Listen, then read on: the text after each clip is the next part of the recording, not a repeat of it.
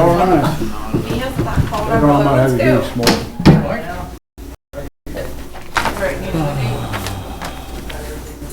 Make it too hot. Hello, in Miss here. Connie.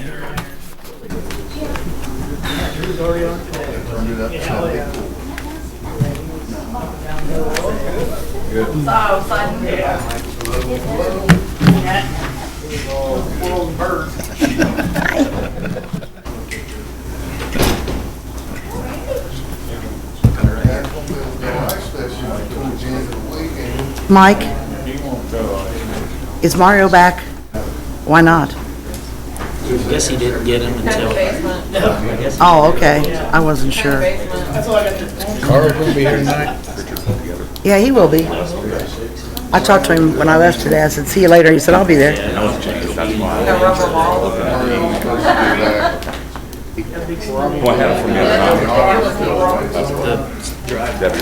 I had somebody calling him. What was that about? Oh, Paul Rowe had an $8,800 bill that they did work at the event center that's like 50 days old. And I couldn't find where we paid it. And I said, well, then you're going to have to go to Mario or Mike or somebody and see what. I said, probably Mario first, see where it is.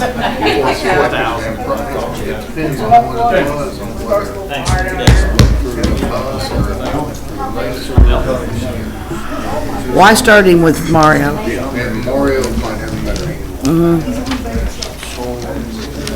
I just didn't. I told him I looked. I said we don't see anything that says. I said I can't even see that it came to my office, let alone through it. So I never thought about telling him to call Messer. Well, he said something about they had to bill it through the city, which made me.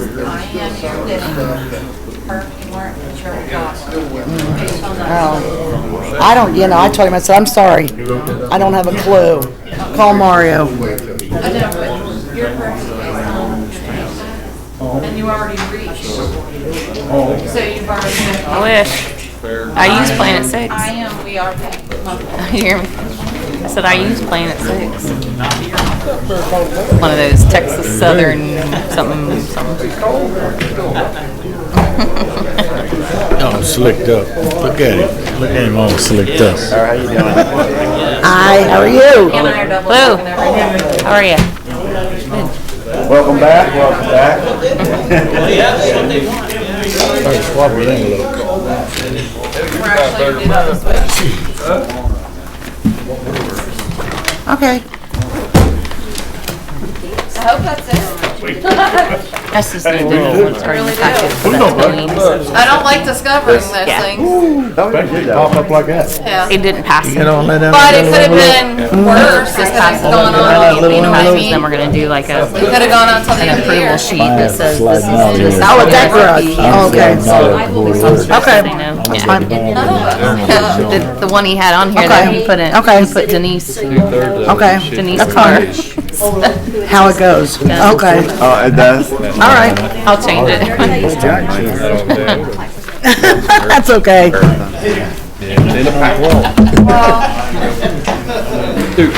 don't know. It just amazes me because What are you doing there, Kentucky? we all got our W-2s. We'll see when they play Kansas. And that amazes me that Oh, Across the street from you. yeah. how much money you got I on know that? what's going to come out. Hey, No, you never know. Thank you. Great. Yeah, I got a letter.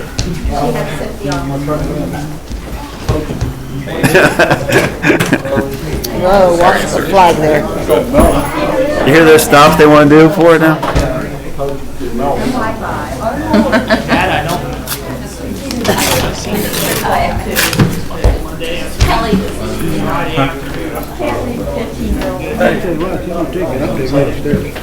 Take it upstairs. I don't have room on my desk for it.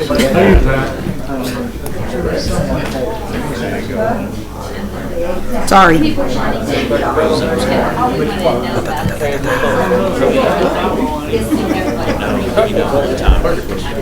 Got one, too, I think. Got your warm hat?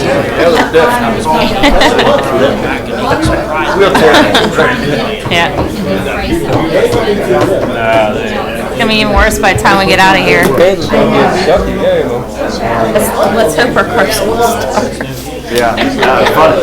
Roxanne had the lights off earlier in the car, and it was like a couple hours when it started. Just leave it started out there. Yeah. That'd be real warm by the time you get Like our there. police officers. Yeah, yeah.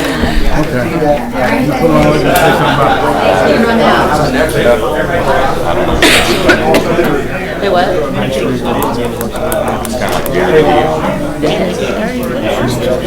What's the what? Oh, okay. That's under old business then.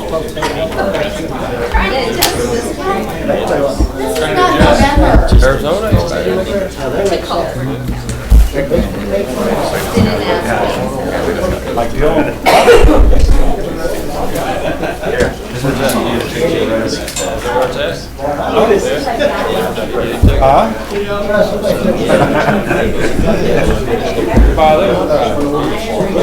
We got a whole Got bunch. 3. Plus all those NR, plus all the NR How would you amendments. like me to do that, Bobby? We got 2 ordinances from last time. Yeah. And then one, Well, depending on whether it's It was an old one. done tonight. what?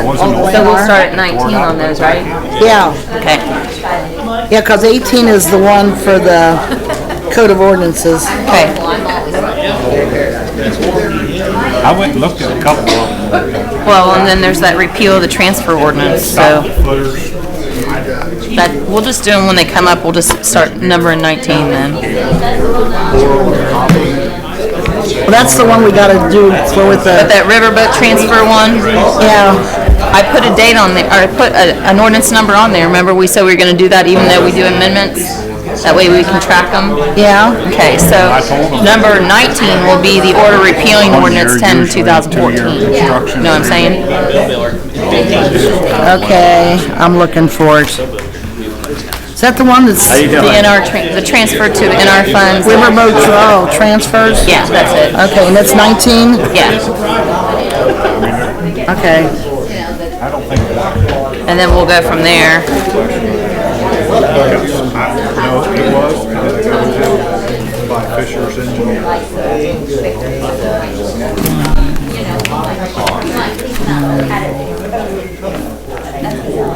I made it. Probably best to stay away from that. That's gonna be internal. That's not much. Close. Yeah. The funds paper. Yeah, there's a number on it. Well, here, wait. No, we'll go through them because there's a bunch. There's like, see what I'm saying? There's a, hold on. I put all the funds in there, so I'm meeting. I took the And then it starts here. There's There's all my one, there's reports an and the building amendment. was There's an one. amendment. I said, this, and once an engineer, And then there's an amendment. Oh, I know. Where's Bill There's a Bill? repeal of two different homes. That's an amendment. And that's also an amendment. But there weren't that many. Yeah. 7, I think, altogether, because that's repealing and then adding 2, so.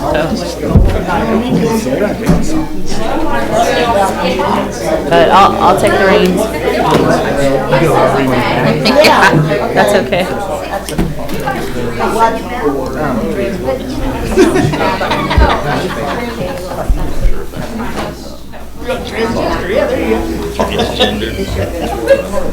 he's not back yet. Oh, the mayor and I. I don't know. I just found this. I don't know. What they do without me. We're gonna have to, you're gonna have to do the reason why. That's responsible. Right. You're okay with everything? Okay. I don't care. Huh? I'm gonna ask. Oh, you can take that one. No, I got it. I'm gonna ask. He's getting out all kinds of stuff. I know. He's counting the meetings, you know? We're gonna have. There has to be a reason. You can't. You know what I mean? Here's mine. I got a few things I'm gonna bring up. Wait a minute, I gotta make a note here. Oh, no, she's not. When you're done with this, me I and you think he is. outside, let's see. Must be. Okay. I saw that paperwork thing, I thought, damn, we gotta do that. Yeah, that's Board of Works I had laying over there somewhere by it. She must have put them. This is still council and, oh no, good one. Oh, I haven't seen him. I called him today and I didn't get a chance to talk to him, so. And he never called back. He usually calls right back if he doesn't answer.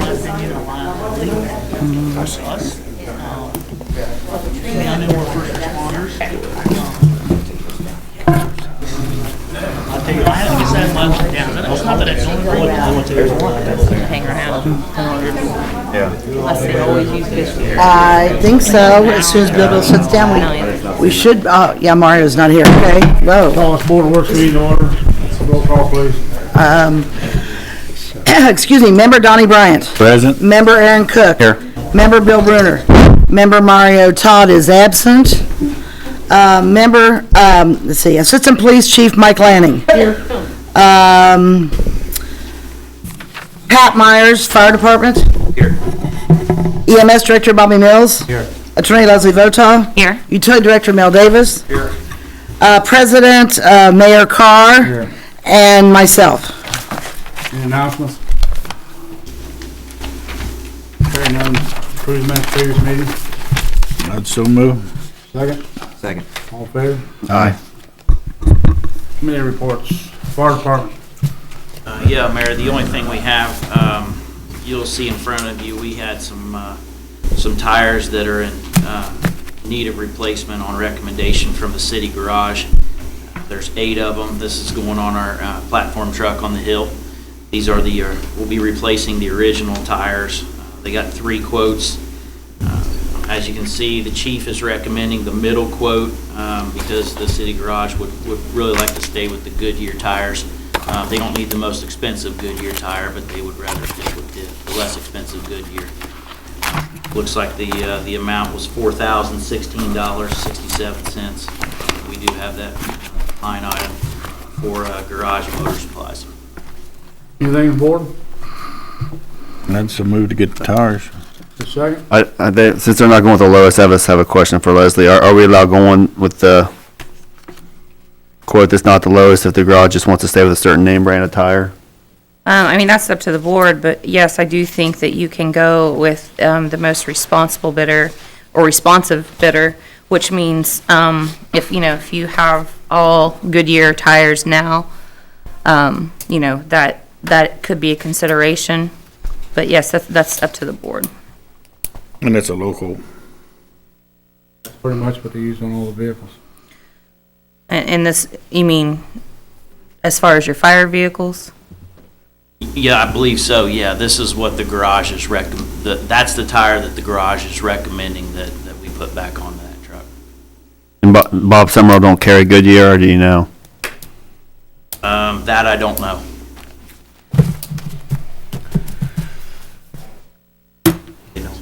Okay. Bobby don't think that they do. They don't, okay. You could have, Check. you could have them check.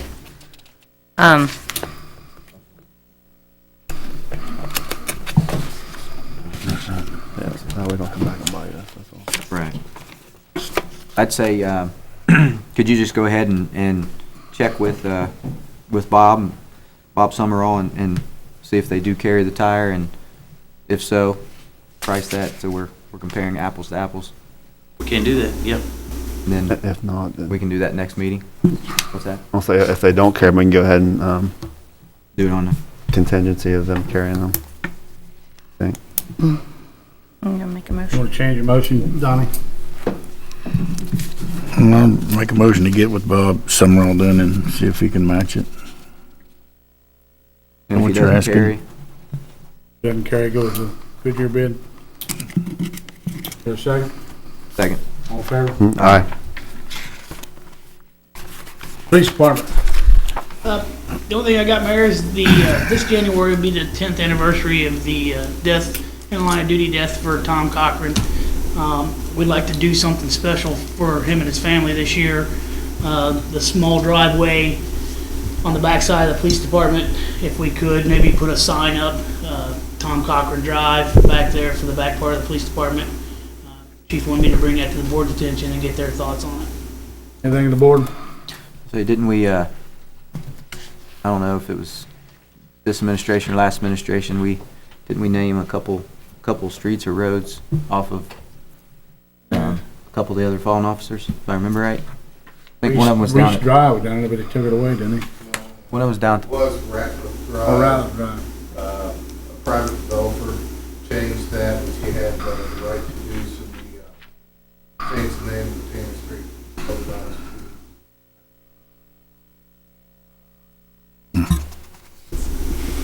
That, I'm okay with it. Did die in service. Make a motion to approve. Second. Second. All in favor? Aye. Let's get with Mike. And Give them Mike on that. Thank you. EMS department. Where the run totals for October, we had 120 calls. That's all I have. You bet. How's new ambulance going? Good. Carl Fryman, building department. No report, Mayor. Okay, let's go to new business. Leslie Votal, LPD, SOP amendments. Archive. In your packets, we do have the information concerning Narcan administration. It's nasal naloxone. Is that how you say it? Yes. Naloxone. Just to give you, well, actually, Mr. Lane, can you just give him a little background about this? What Narcan is, and Mr. Mills here could probably help me out just as much as anybody. Narcan is a drug that is given to people during like overdoses of opiates. We're seeing an increase of overdoses on heroin. This drug has been known, and correct me if I'm wrong, to actually reverse that overdose and bring back to life, correct? People that have basically went on. And, with this, us being able to go and get on the scene of an overdose and identify that overdose, say we get there before EMS does, it's very rare, but if we do, we can administer it through the nose and hopefully save a life. From what I understand, when an overdose happens, the drug interrupts the brain breathing function, and this intercepts that and tells the brain to breathe, is the easiest way to say it. Under Senate Bill 227, it's the Good Samaritan Bill, it passed in March of 14. An advanced emergency medical technician, emergency medical responder, emergency medical technician, a firefighter, volunteer firefighter, law enforcement officer, or paramedic can administer an overdose intervention drug to a person suffering from an overdose. What would happen is Dr. Cheek from the Dearborn County Hospital would be training these officers. They would have to attain the training every year in order to have a kit with them. And the biggest thing, from a liability stance was, these guys are not medical technicians. What if they give it to them and they are not supposed to get it? There is no chance of ODing. There's no side effect if there's not an overdose of an opiate. Now, and like Mike said, if they show up and they're able to do it, save a life before the EMT gets there, because the EMT carry the intravenous, the IV type of Narcan, correct? This would just kind of give us a jump on it if it can save a life. And the legislature did see the wisdom in allowing police officers also to carry this drug. I did read some literature that Officer Myers gave to me concerning this, and it went through all the different, and I can forward those to you if you want. But it had like a question and answer thing, you know, basically about the drug. It was hard to print out, so I wasn't able to print it out this afternoon, but if you look at the last page, that's the administration protocol for law enforcement officers, and this was actually done by Dearborn County Hospital. And this is how they would be trained.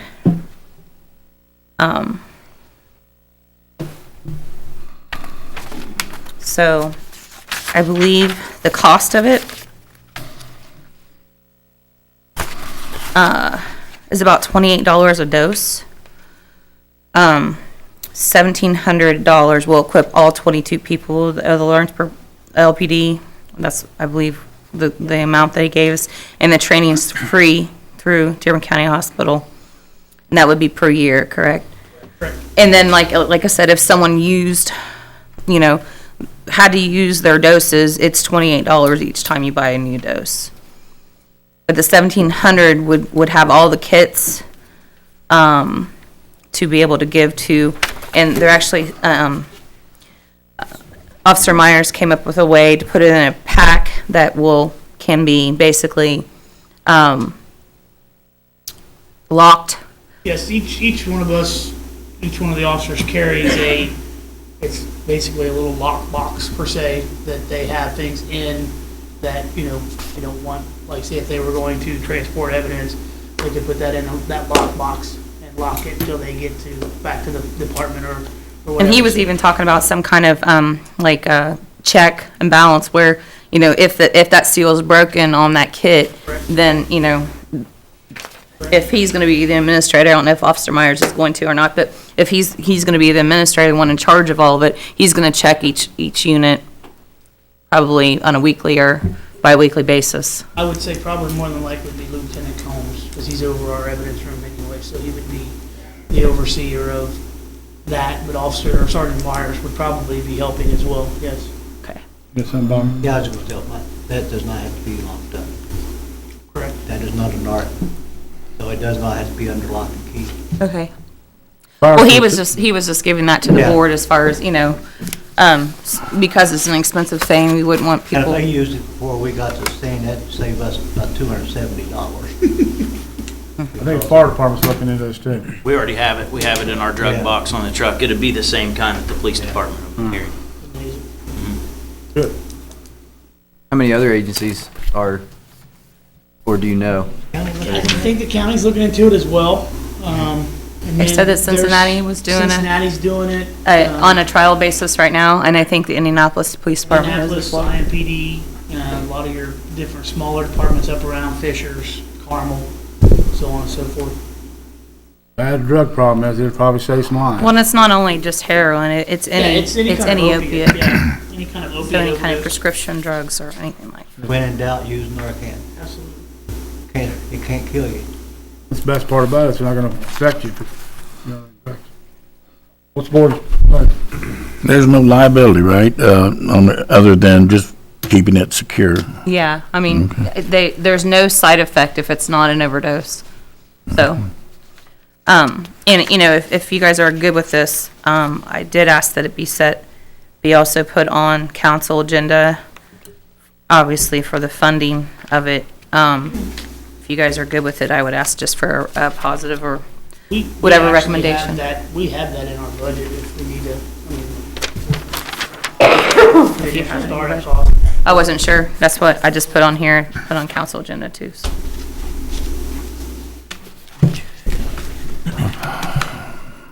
But this the first 2 pages, I'm sorry, it's a 3-page that's on top of the protocol. This was actually what would go into the SOPs.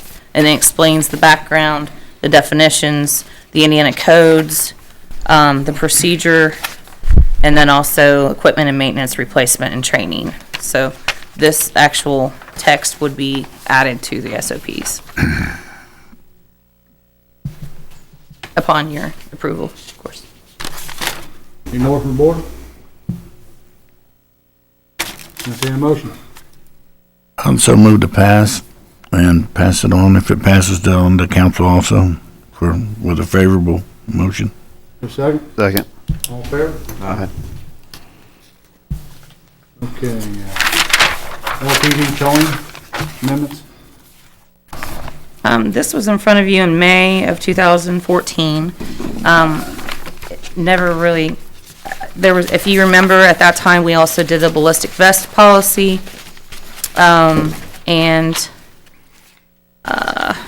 What was the other one, Mike? There was some word changing today. Oh, the word changing, yeah, okay.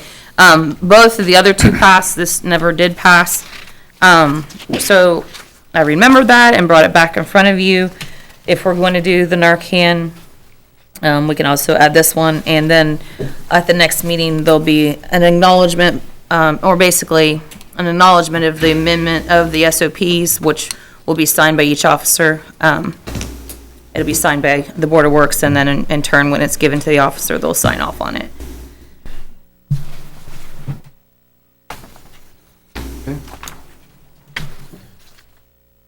So you guys finally have it worked out then? Yeah. Well, the wording has been changed and The actual copy that was in there would be the actual SOPs that are in there, the record service rules and regulations, so. There's one difference in the one we got tonight and the one that was in the packet though. Okay, let's see, where was that? The current one has a number 10 on it. On the, yes, Oh, I that was see. that was one of the parts that was added. That was one of the concerns at the last meeting, was that basically, do you check? Let me see what it says here. Yeah, it was that was, number 10 was added as, or if you were in good standing with the US DOT and listed for hire company. Got it in there.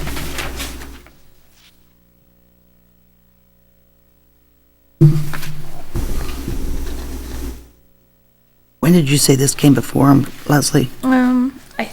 Don't quote me, but I'm pretty sure it was Oh, May. Okay.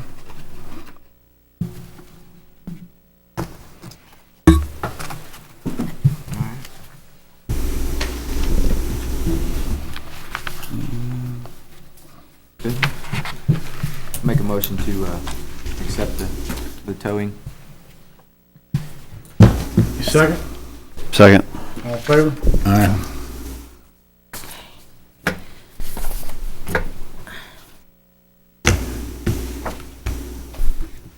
Mowing liens. Mr.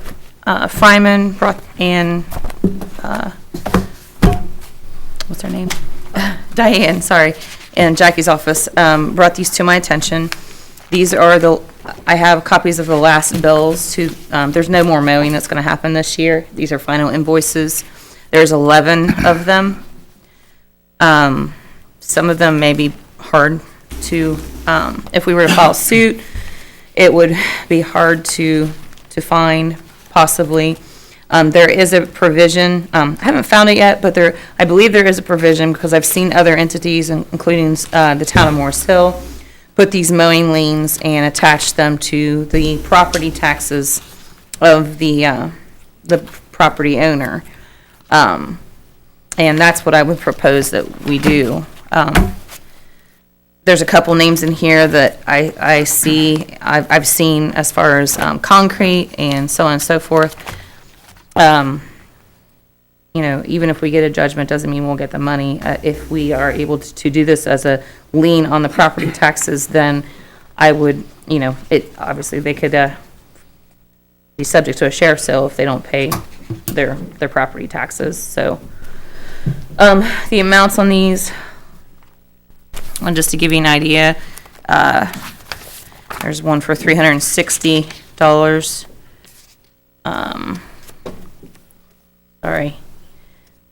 Hands are dry, $130. So, I mean, I don't know, $180. 360 seems like the highest one. Is that probably the highest one, or do you know? Oh, no, that's $940. So, 640, 380. So these are amounts that can go, that's totally up to you. If you'd rather me file a small claims suit, I can surely do that as well. But I thought if the law allows us to do a lien on the property taxes, we should just do that. Anything on board? So what do you recommend the property tax? Yes. You know, I would put out there that I haven't found the statute that says we can, but like I said, I can, I haven't had a lot of chance to look into it completely. If I can, that's what I want to do. Make a motion to allow Leslie to look into it. And if you can do it, do it. Okay. There's a second? Second. All in favor? Thank you. Fine.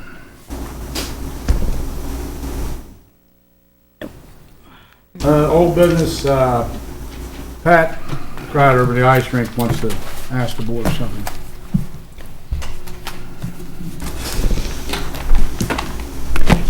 In the spirit of trying to cut some costs and maybe the city's obligation as far as the rink is concerned, Dee and I were talking, and I know that everybody would like to have the residents skate free, and that's fine, but everyone else is paying $3 currently, and we'd like to increase that to $4. I think the Cincinnati rink, I think you pay $4 to skate and $4 for renting skates, and ours is just a flat $4 fee that you pay, would be just a flat $4 fee. Right now it's $3 that you pay whether or not you have skates. So they don't. That's the most anybody would pay, and we also still have the season passes. We wanted to make sure that you all were okay with that. We're also trying to cut back on staffing a little bit, still ensure safety, but cut back on staffing a little bit. I'm fine with the dollar increase. Is that a motion? I'll make a motion to allow the non-residents to pay $4 at the ice rink. Second? Second. All in favor? Aye. Thank you. Review and discuss claims board approval. Motion to approve. Second? Second. All in favor? Aye. Motion, John? So moved. Second? Second. All in favor? Aye. Utility board, 5 minutes.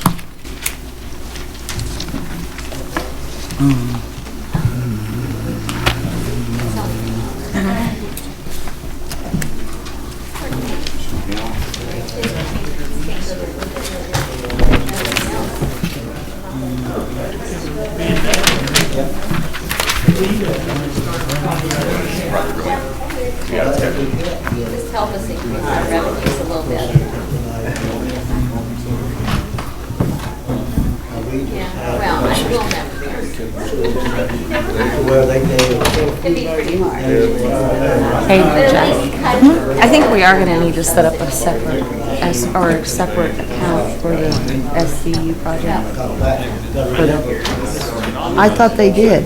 special project. It's Well, one put for up in us, because escrow. what the escrow does is then pays it to the city, and then the city pays. I need one more separate checking account, one more set of separate checks, Leslie.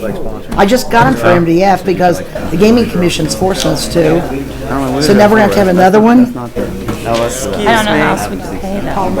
Yes, that's how the escrow agreement said it. I mean, hers was that school corporation and the school corporation, but us as the owner of the building, that's the reason they told me they needed to do that way, because we're still owning the building. You know what I'm saying? Who told you we have to do it that way? Because we still own. No, who told us? No, I was talking to Carter and Mario to begin with, when I did the escrow agreement to begin with. And we own the building, I know. therefore we pay, that's the whole reason we have the escrow. But I don't know if there's a separate, How much it is? if there's some way to separate it where we can still. I don't know, we'll have to look at it. But if we can still, you can still use the city check. Yeah. You know. I just bought new checks for the MDF account. You know how I turn my page? I Well, that's- is that didn't what know it would be when on? I came here. You know how I turn the page? Well, is it in MDF the money? Well, No, it's no, not our because, money. no. It's And not, so therefore, I'm not sure. I don't either. We'll have to look at it. That's nice that Do all day, do Yeah. all day, do. Okay. Is that cool? 8 minutes? I Okay. got written. Yeah, I'll make 4 sure it's minutes. on, I'll I'll do make sure it's on description. the next agenda. Yes. Yeah. We learn anything. We learn anything from.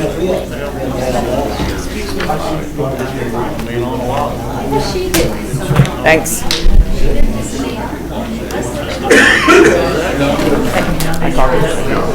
Okay.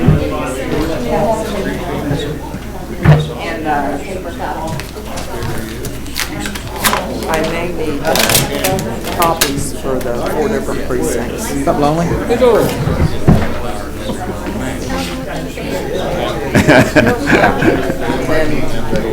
Long dog down here. I can slide out, nobody knows.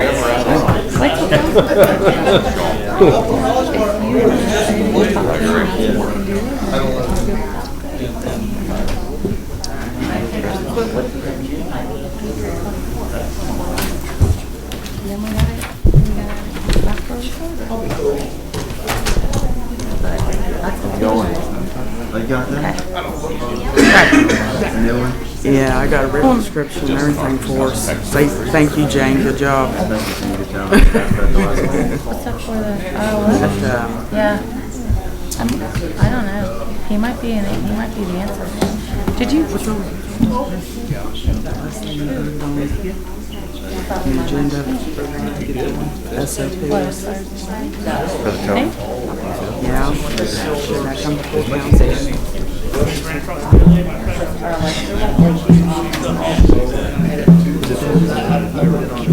council? Heck, I got a check.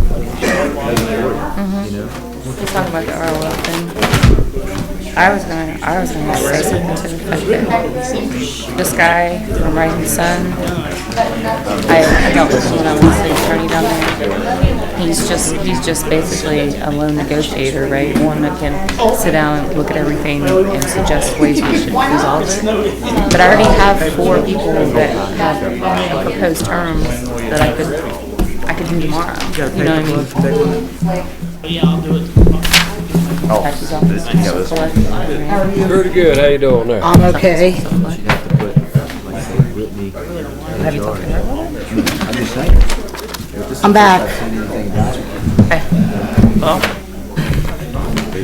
it was supposed to be done by Mr. Hughes, but.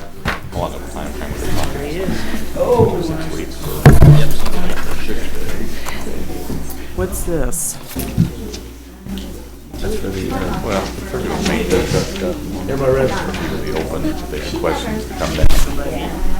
Help out. So utility board meeting order. Roll call, please. Okay. Member Jane Pope. Present. Member Aaron Cook. Here. Member Bill Bruner. Here. Member Mike Lawrence is absent. Hold on a second. Member J.R. Holcraft. Here. Attorney Leslie Votaw. Here. Utility Director Mel Davis. Here. President Mayor Carr. Here. And myself. Any announcements? Hearing none, approved minutes of previous meeting. I'll move. Second. Second. All in favor? Aye. Committee reports. Thank you, Your Honor.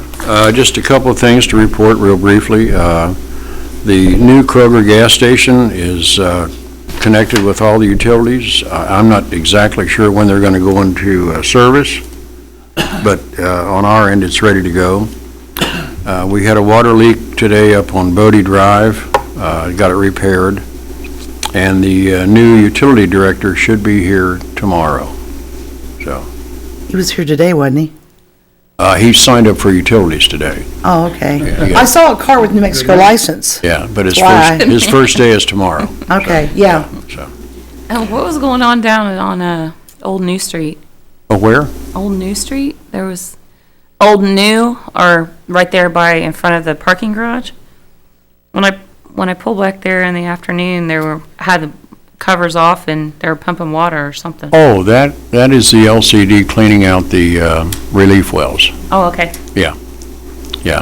That's why I didn't know anything about it. Oh, okay. Other than knowing what they're doing. I didn't even look up to see whether it was city trucks or not. I just. Yeah, that's what that is. Great.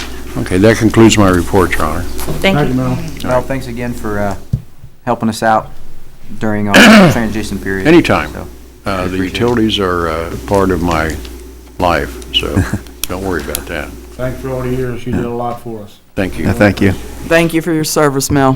Thank you. New business. Ain't none, go to old business. Ain't none, go to review and discuss claims board approval. So moved. Second, Second. all in favor? Aye. Motion German, So moved. second, Second. all in favor? Aye. Set the record.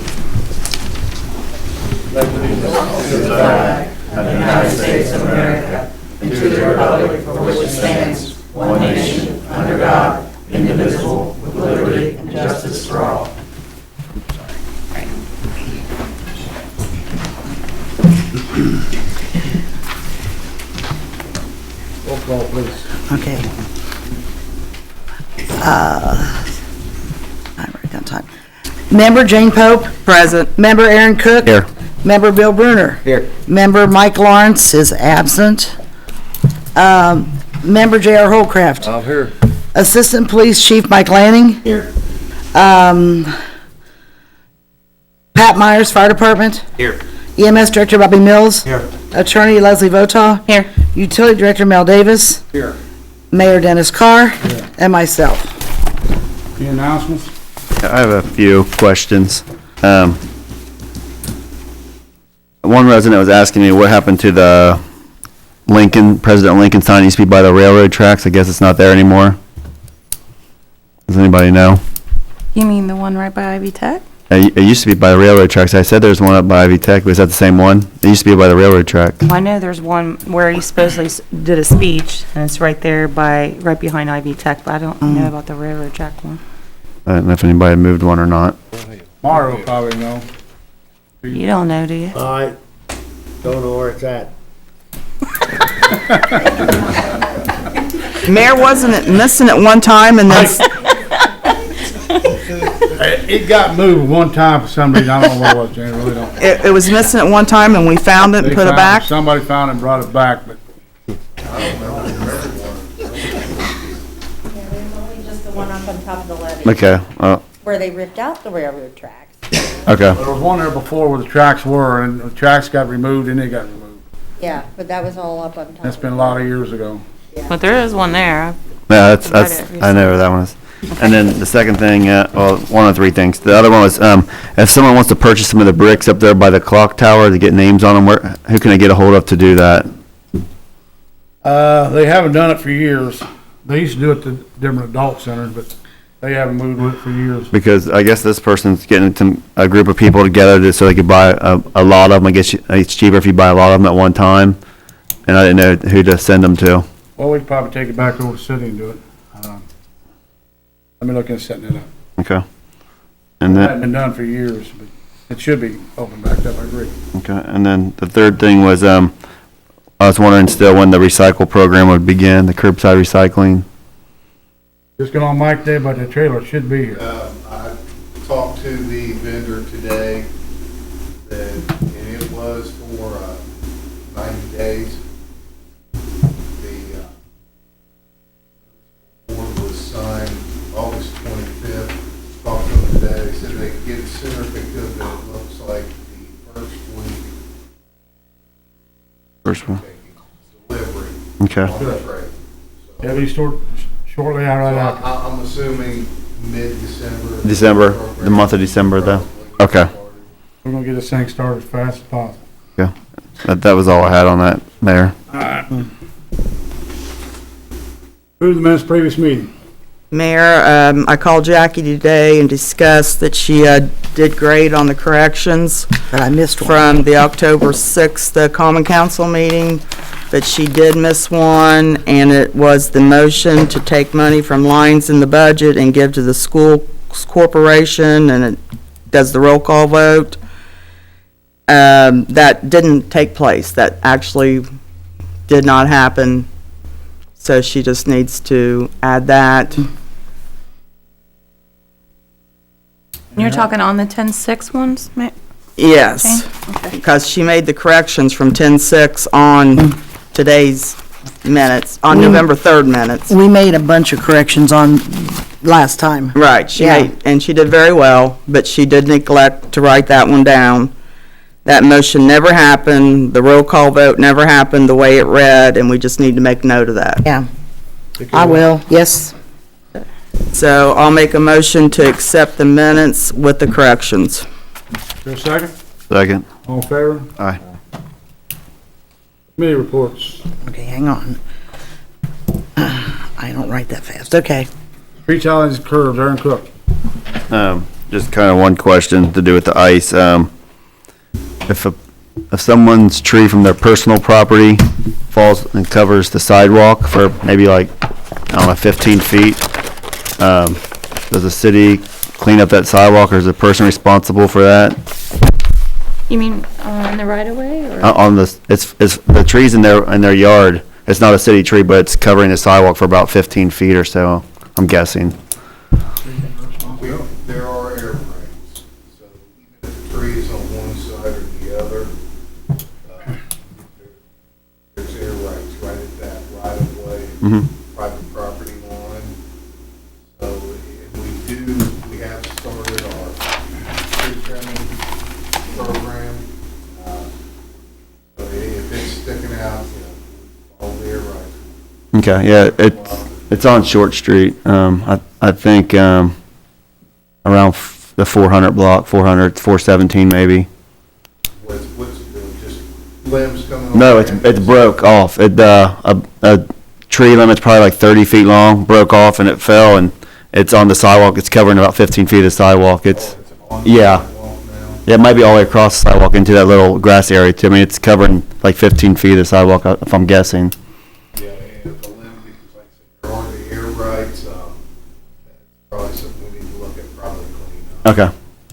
I mean, I'm sure this guy won't mind, but I mean, I don't know. I didn't know if the city did it or if he has to do it, because it might take him a while. I don't know. I just want to bring it to somebody's attention. Okay.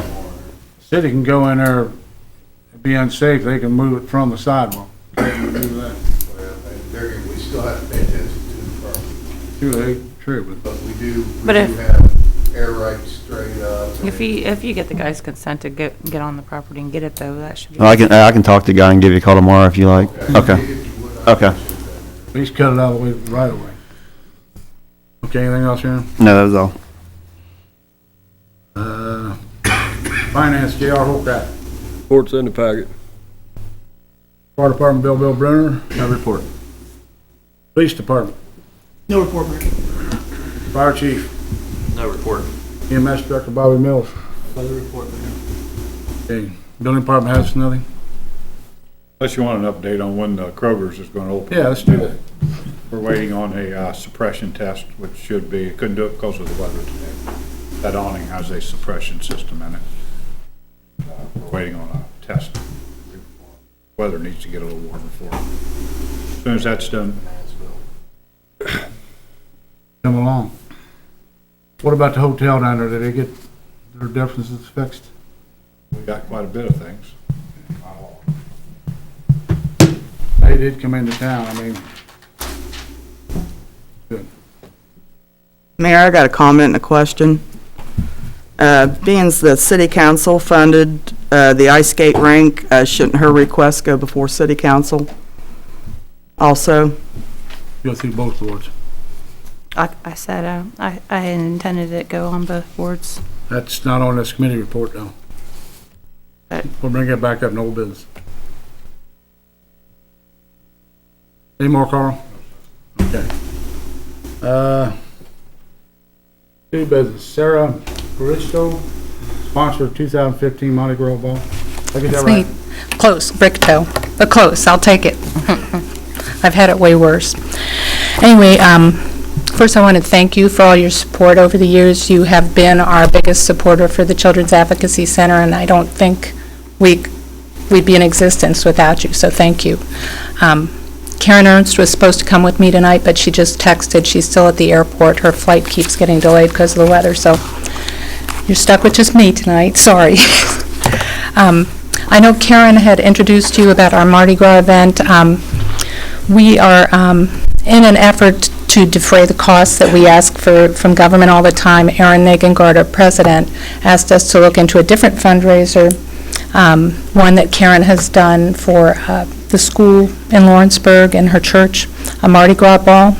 And it's been really successful for her, and I should probably lead with that we're doing really well as far as our programming goes. I don't know if you want to know our numbers. We're almost up to 2,000 children through there. It was 1,976 as of today, and about 2/3 of those cases are founded. They are something is really going on, so that's a lot of children you've helped, and I'm really proud of it. I hope you all are proud of it too, because it's from 7 counties, or 10 counties in several states, but mostly 7 counties in Indiana. And we're the only one in Indiana that operates just like this, that's regional and kind of democratically represented, and it's working really well for us, so thank you for that. Anyway, back to the Mardi Gras auction. There are 4 different ways to earn money through this thing. There's sponsorships, which are asking corporations and other entities for money to support the event itself. During the event, we're going to have a silent auction that will ask different businesses for donations and then get people to auction them off during the event. We're also going to have this King and Queen contest, which each county, in the 7 counties we primarily serve, are going to have candidates, although Jennings doesn't have one yet. Do you want to know who they are? In Dearborn, we've got Amanda and Greg Korsmeyer. In Ohio, we've got Annie Jo Jackson and Tom Baxter, who's a detective on our board. In Ripley, we've got Amy Thomas, head of the Chamber of Commerce, and Matt McNew with the bank. Decatur, we've got Doug Brown, who's the deputy prosecutor there. His queen is still unsure. In Switzerland County, we've got Dr. Finley and Edsel Datro, who are kind of goofy guys, a dentist. And in Jefferson County, we've got Sheriff Wallace and Dr. Holly Robinson. They're going to be good candidates for each county, and they're supposed to raise money in each county. And the one who raises the most money wins as the king and queen of the ball. So we've got these several different ways to make money through this thing. And this time we're going to do it at the event center in Lawrenceburg. And that's why I'm coming to you to ask for hopefully a sponsorship, because we're targeting all the county council and commissioners from all the counties we serve and trying to get some donations, sponsorship from their vendors, so we could get some tax deductible donations from businesses that make money from you guys, so we could hopefully take some of the pressure off the county governments that way. And we also hope to kind of, show off the new event center, because we're going to do this in February. The hotel will be done, right? Hopefully, because we're partnering with them too. We're supposed to get a special rate for people from out of town to come stay, and we're hopefully going to bring a lot of new people who might want to use the event center to the event center for that night. So, did Karen give you the sponsorship forms? Okay. We were kind of hoping, we did it 2 different ways, just the regular flat-out sponsorship, and then we had some things that somebody would get for the sponsorship. And what Karen had hoped for was a band sponsorship, so your name, City of Lawrenceburg, would be up there with the band, and everybody who was there attending would see your support. We're hoping it's a big success. Do you have any questions? First of all, I want to thank you and your staff for what you do for the children of our community and our counties and our state. And I also want to apologize that we cut your budget for 2015, but it was also necessary that budgets needed to be cut. And I would like to go with 1 or 2 of the sponsors. Event sponsor for $10,000. Or platinum sponsor for $8,000. I'd like to take it from Market City money, city marketing money, which I know we still have quite a bit of money in that. And I challenged my council people to go with one or the other.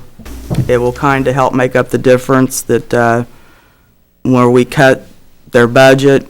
And it's a really good cause. How much was it cut, you know? It went from 100,000 to 75. We cut them $25,000. They got 75,000 for 15. We could go for the event sponsor for 10,000, which includes 20 guests, which we could hand out the tickets to, people within the administration if they're able or willing to attend.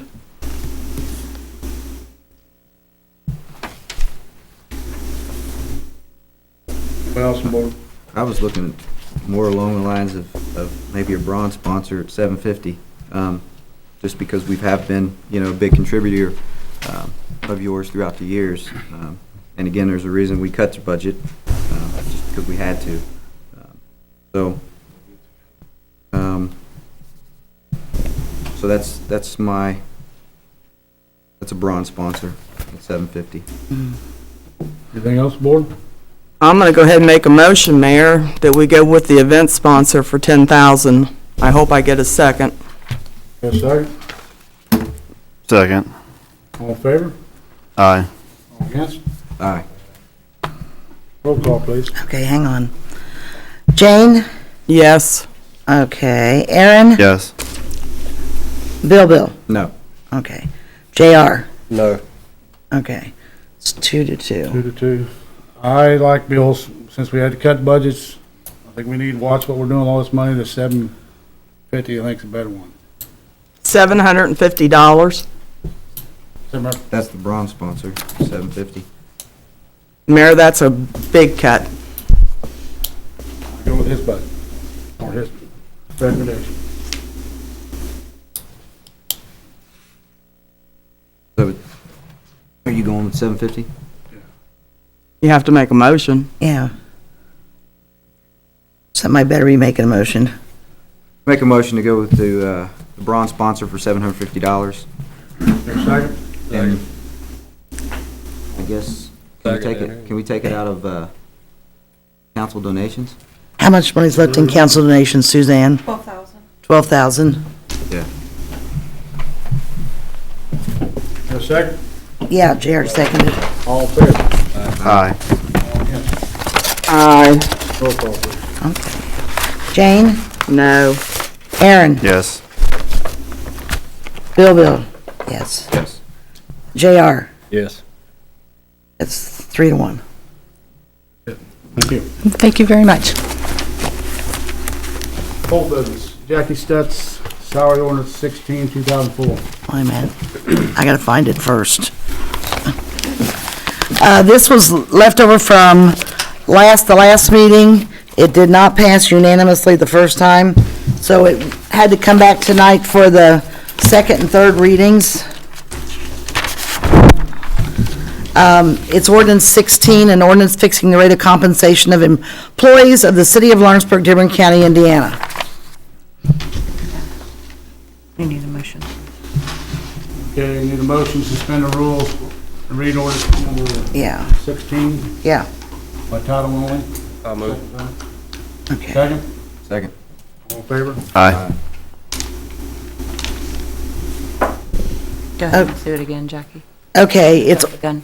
huh? You jumped the gun. Oh, well, I was going to the top, and I forgot we didn't do the first one. Ordinance number 16, 2014, an ordinance fixing the rate of compensation of employees of the city of Lawrenceburg, Dearborn County, Indiana. Motion approved, ordinance number 18 or 16 for second reading of title only. So moved. Second? Second. All in favor? Aye. Motion to suspend the rules, read ordinance. Against, yes. Okay, Roll call then. yeah. Okay, Jane? No. Aaron? Yes. Bills, yes. And JR? Yes. Okay, it's 3-1. Okay. Motion to suspend the rules and read ordinance number 16 by title only for third and final reading. So moved. Second? Second. All in favor? Aye. Motion to approve ordinance number... Against. Wait a minute. Roll call again. Hold on. Jane? No. Aaron? Yes. Okay. Bill? Yes. JR? Yes. Okay. 3-1. 3-1. Mhm. Motion to approve ordinance number 16 Wait a with third and minute, final. I have to read it first, dear. Sorry.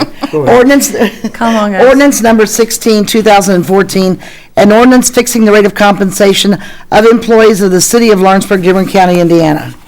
Now, it's your turn. Motion to approve ordinance 16 with third and final reading. I'll move. Second. I'll second. All in favor? Aye. All against? Aye. Roll call. Jane? No. Aaron? Yes. Bill? Yes. JR? Yes. Okay, 3-1. I have an original for everyone to sign. Do you? Okay. Then I'll put mine aside. Hand that to me. Oh, okay, this is.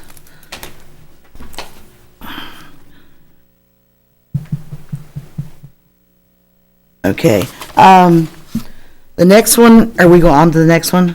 Oh, she's getting that and ready, okay, sorry. Next is Port Authority. Yeah, I got it, yeah, I gotta find it. Is this it? 16? It's kind of split up, but this is also one that you guys wanted initials, so you'll need to initial each page and sign under yea or nay, please.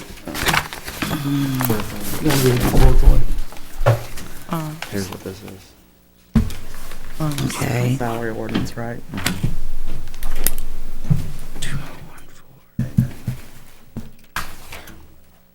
So you start here. And this is number 17. Yeah. Good. Mm-hmm. Okay. Motion to suspend the rules, read ordinance number 17, but title only, second time. So moved. Second. Second. All in favor? Aye. All against? Aye. I just need to find the ordinance. Leslie, which one is that? Yeah. I didn't vote against it, I voted yay. Okay, Oh, you voted yea? Okay. I just need to know which one we're looking at. this is this one.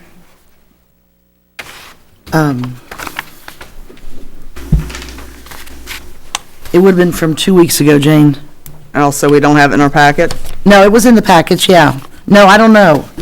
Was it in the packets, I think Leslie? it was in the packet. I grabbed my other copies and I. It's not in the packet, tonight's not in the packet. packet. no. I mean, I have Okay. mine from the last time, I just, Yeah, from last I moved it This to is this just adding time. Dearborn County Commissioner to the mix as far as. Okay, that's why it wasn't in my packet, because I don't remember reading it.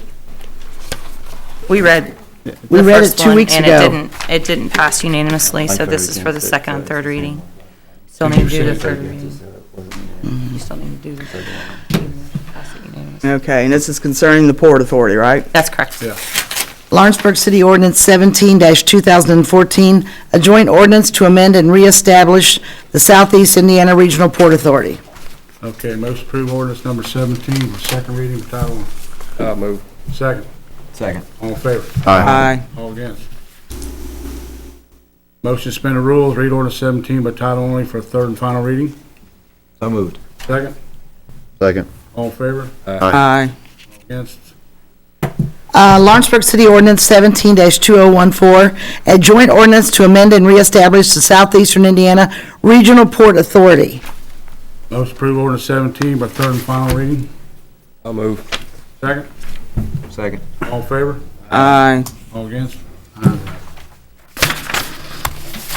And again, this is also a for and against thing, if you could sign, that page, and then we'll have the mayor and Jackie also sign it.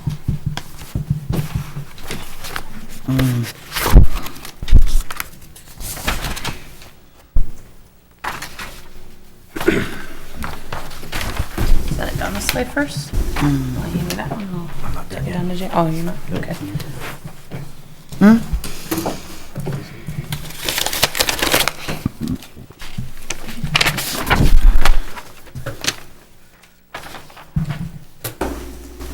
And ordinance 18, folks, is simply the ordinance adopting the supplement to the Code of Ordinances, and I've got your pages for your books tonight to give you, along with your budget books. It's an ordinance we do every year. They send a sample, I just retype it, and that's all we do.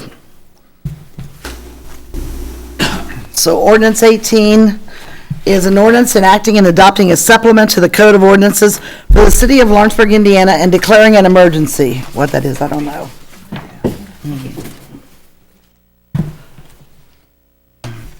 I think we need to read it completely. Oh, I'm sorry. My fault. This is the first time it's been up there, so we need to read it. Whereas American Legal Publishing Corporation of Cincinnati, Ohio has completed the 2014 supplement to the Code of Ordinances of the Political Subdivision, which supplement contains all ordinances of a general and permanent nature enacted since the prior supplement to the Code of Ordinances of the City of Lawrenceburg. And whereas American Legal Publishing Corporation has recommended the revision or addition of certain sections of the Code of Ordinances which are based on or made reference to sections of the Indiana Code, and whereas it is the intent of the legislative authority to accept these updated sections in accordance with the changes of the law of the state of Indiana, and whereas it is necessary to provide for the usual daily operation of the city of Lawrenceburg and for the immediate preservation of the public peace, health, safety, and general welfare of the municipality, that this ordinance take effect at an early date. Now therefore be it ordained by the City Council of the City of Lawrenceburg, Indiana, Section 1, that the 2014 supplement to the Code of Ordinances of the City of Lawrenceburg as submitted by American Legal Publishing Corporation of Cincinnati, Ohio, and as attached hereto, be in the same as hereby adopted by reference as if set out in its entirety. Section 2, such supplement shall be deemed published as of the date of its adoption and approval by the City Council, and the clerk of the City of Lawrenceburg is hereby authorized in order to insert such supplement into the copy of the Code of Ordinances kept on file in the office of the clerk. Section 3, this ordinance is declared to be an emergency measure necessary for the immediate preservation of the peace, health, safety, and general welfare of the people of the City of Lawrenceburg, and shall take effect at the earliest date provided by law. Passed and adopted by the City Council of the City of Lawrenceburg on this 17th day of November, 2014. We will have to publish those, we will have to publish the supplement, or whatever it is that we changed. I never have before. Okay, well, I do believe that that's, Well, we can, you'll just have to tell me what to publish. okay. Okay. Motion first reading ordinance number 18. Motion to approve. Second. Second. All in favor? Aye. All against? Motion to suspend the rules and read ordinance number 18 by title only the second time. Second. Second. All in favor? Aye. Ordinance 18, 2014, an ordinance enacting and adopting a supplement to the Code of Ordinances for the City of Lawrenceburg, Indiana, and declaring an emergency. Motion to approve ordinance number 18 with second reading by title only. So moved. Second. Second. All in favor? Aye. Aye. Motion to suspend the rules and read ordinance number 18 by title only for third and final reading. I'll move. Second. Second. All in favor? Aye. Ordinance 18, 2014, an ordinance enacting and adopting a supplement to the Code of Ordinances for the City of Lawrenceburg, Indiana, and declaring an emergency. Motion to approve ordinance number 18 with third and final reading. Motion to approve. Second. Second. All in favor? Aye. Who made the motion down there? You did, okay, thank you. Okay. I only have one copy. This has also got, place for all of you to sign, so if you can do Oh, some. do you have that? Uh-huh. Oh, okay, then give that one back. Well, we can do two of them. I That's need one okay, as well. doesn't Okay. matter. You need these, Jackie? These ones we just signed? No. I'll take those and I'll make copies for you, Jack. Okay. I'm at there. Can you sign those? River County Foundation. Oh, I gotta get those. Yeah. There.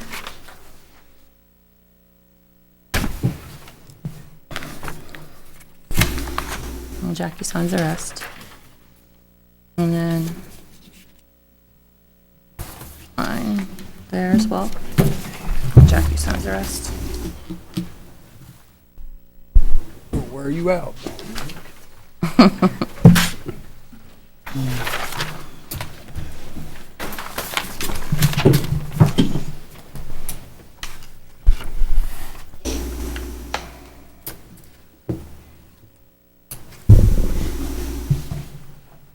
Thank you. Okay, we're at Jefferson County Community Foundation grants. Mm-hmm. Larry got signed him. Okay. Oh, that's another one.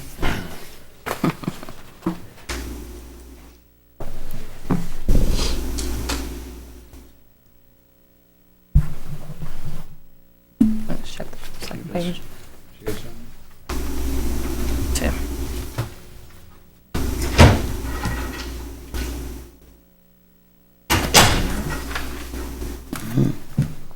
Okay.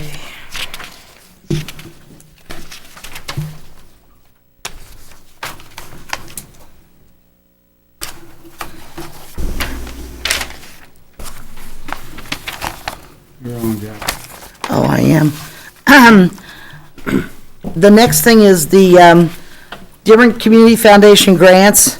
The first one is to the Dearborn County Solid Waste Management District for $99,470 for the expansion, equipment, a new truck, 65 and 95 gallon containers, heavy-duty trailer, retrofit existing trailers, and fabricate cardboard containers. The district will be funding approximately $103,000, which is over half of the total project budget. Additionally, the equipment will address the demand from increased participation in both the commercial and residential recycling programs, as well as safety issues to the existing containers for employees and residents. I make a motion to approve. Second. Second. All in favor? All against? Ayes have it. Okay, the next one is the Aurora Emergency Rescue. They are requesting $100,000 contingent upon receiving the remaining funds to replace their 2005 four-wheel drive Ford ambulance chassis with a new 2015 four-wheel drive Dodge chassis. The current ambulance has high mileage and increasing maintenance issues. The ambulance box is in good condition and will be refurbished and put on a new chassis. Gordon? I make a motion to approve. Second. All in favor? Aye. All against? Ayes have it. Okay. Lawrenceburg Community School Corporation, they want $100,000. The recommendation is $80,000. This is a one-time award for the equipment only to continue this 1.1 learning initiative in the school corporation. LCSC is leasing the devices through the textbook grants for the rest of the grades and will be contributing a portion towards the total of this device purchase. Anything on board? Is Mr. Milan still here? No.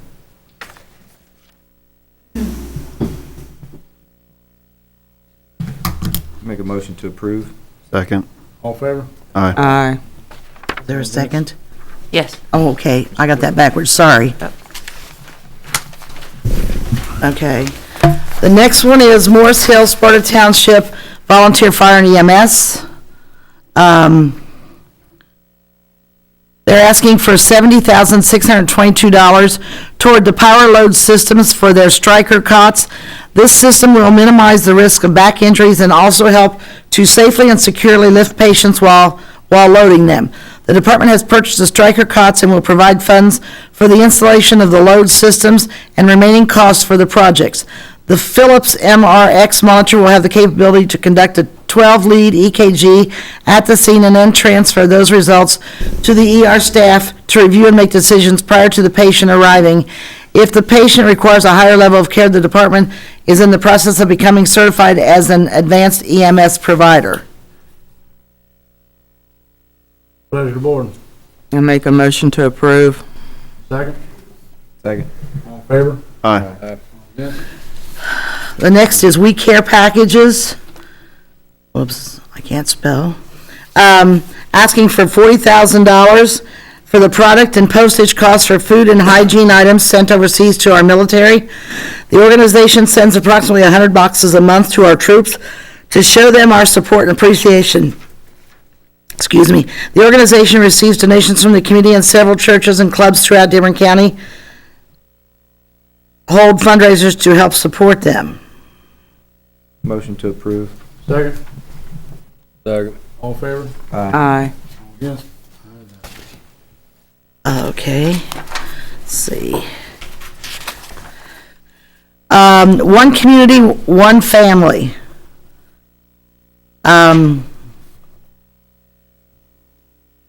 They are asking for $60,000 to provide funding for this project, which includes the creation of a comprehensive electronic database, individualized evaluation consultation for Dearborn County schools, and evaluation of the jail chemical addictions program, JCAP.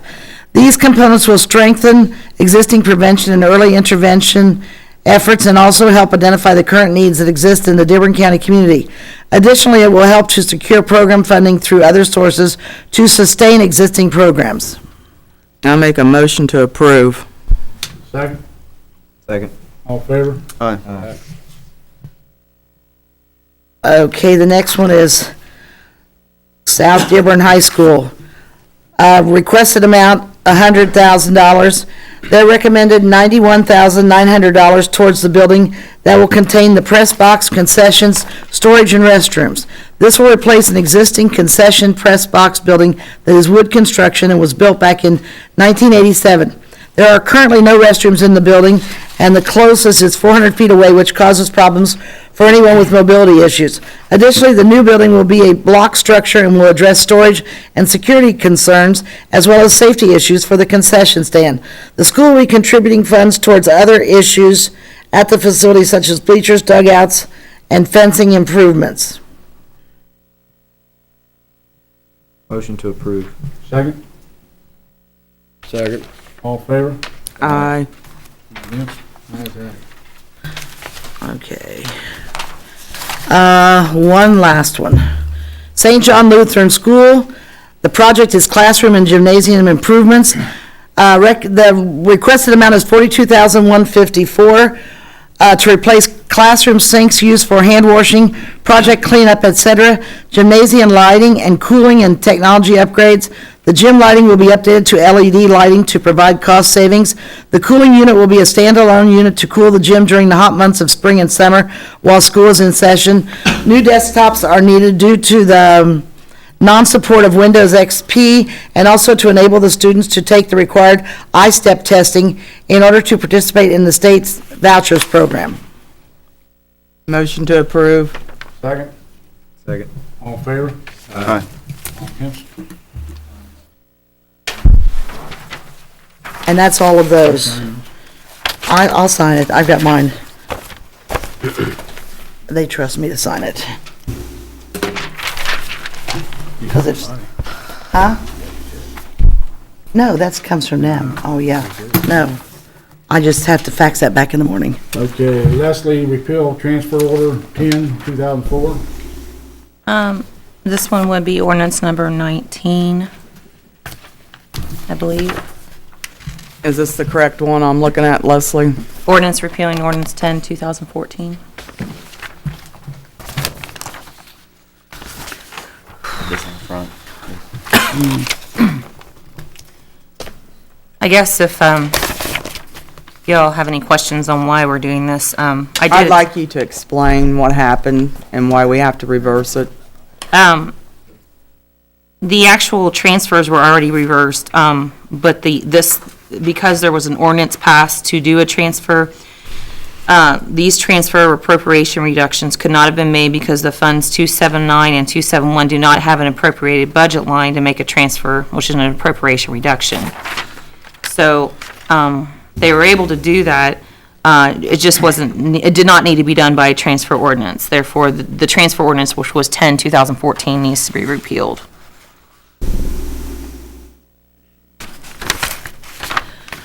Brittany, actually, if you have any questions, Brittany is well aware of why everything, and Tyler with Umball was the one that brought this up to us. I talked to Brittany today, and Brittany explained it to me that it couldn't be transferred because there was no line item to transfer it to.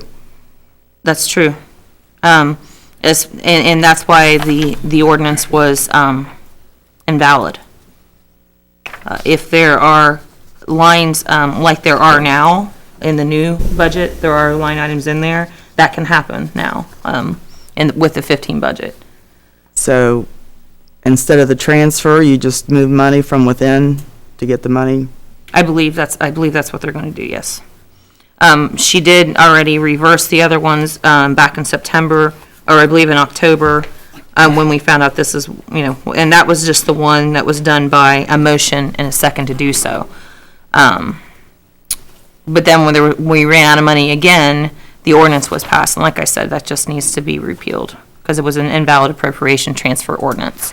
But the money did get put where it should be by means of another line item. Is that correct, Jackie? I'm assuming. I didn't talk to Brittany. Yes, Suzanne's saying yes. Mhm. And it wasn't a new appropriation, it was money within the budget we already had. Correct. Mhm.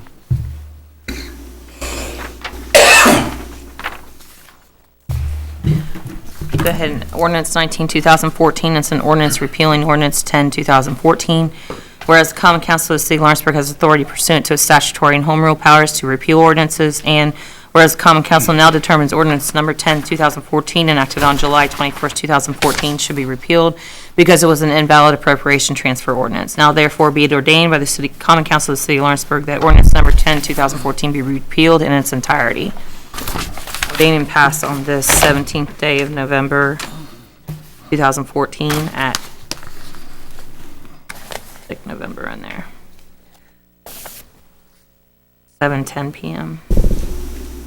Okay, motion for first reading, ordinance number 10.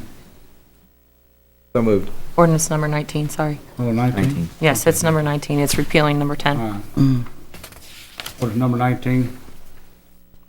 Got a motion, need a Motion second. second. Second. All in favor? Aye. It was ordinance 19? Yes. Motion to suspend the rules, reading ordinance number 19 by title only the second time. So moved. Second. Second. All in favor? Aye. Ordinance repealing ordinance 10, 2014. Motion to approve ordinance number 19 for the second reading by title only. So move. Second. All in favor? Aye. Motion to suspend the rules, read ordinance number 19 by title only for third and final reading. So moved. Second. Second. All in favor? Aye. Aye. Ordinance repealing ordinance 10, 2014. Motion to approve ordinance number 19, third and final reading. So move. Second. Second. All in favor? Aye. See, sign there. Takes care of that.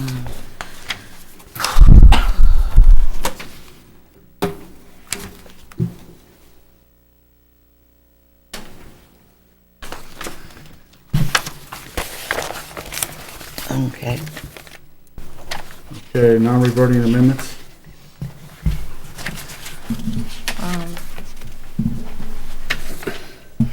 Here, did give you copies of all the funds, on the non-reverting funds. There were some ones that I had, needed more info. The ones that have a check mark by the section on the left side of it, are the ones that I've included in your packets that I think can be passed tonight. The other ones, I need some more information. For instance, the Phoenix Insurance non-reverting operating fund, I have no idea whether we have Phoenix Insurance anymore, so those are things I need to make an appointment with Jackie and sit down and talk about. We don't have Phoenix anymore. Yeah, so I'm thinking that can be repealed as yeah. well.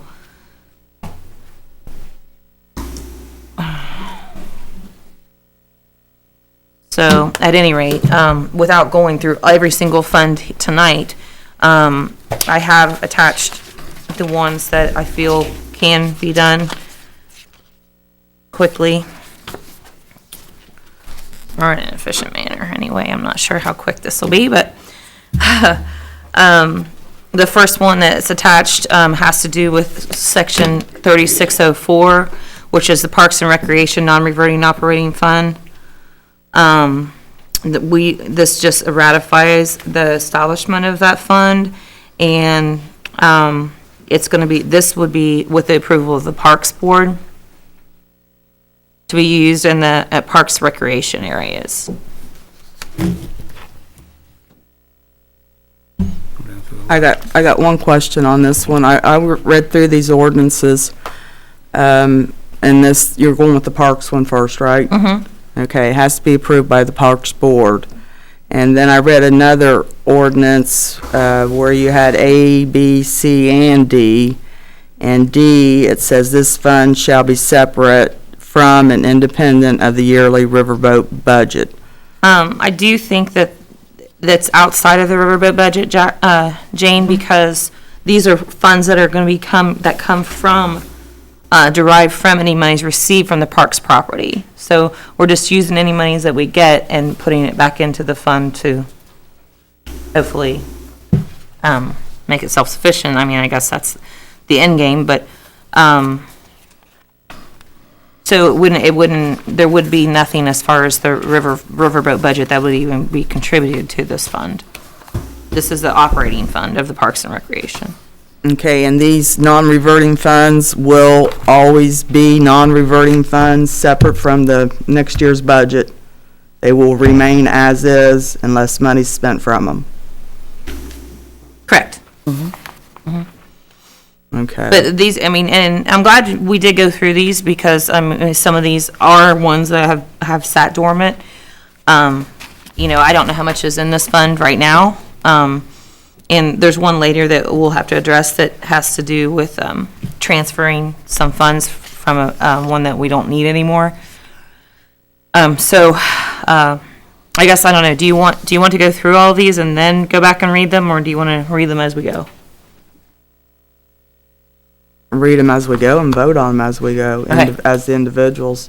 But my understanding is these are non-reverting funds that will remain in a non-reverting fund account, doesn't have to be budgeted yearly. It will still exist from year to year. Correct. And cannot be spent without the Parks Board approval. Correct.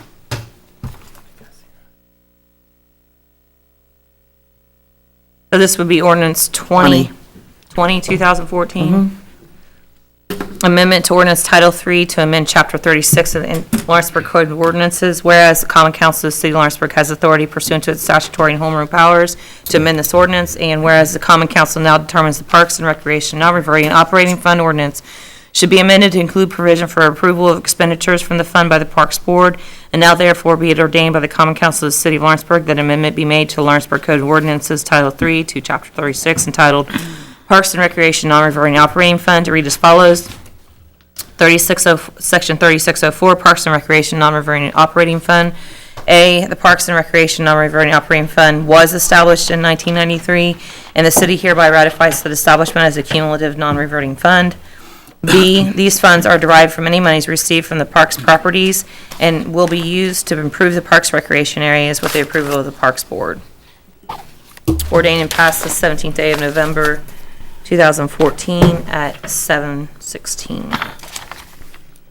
And can that also include if we want to put more money back into the non-reverting fund? Yes. Additional appropriation or even in the Yeah, budget? right. It doesn't have to be written in there. We can do an additional appropriation to the non-reverting fund. I don't know why not. There's nothing wrong with that, right? I mean, as far as an additional appropriation to the non-reverting. I mean, that's what we did in the budget last year. There were lots of that we did provide for.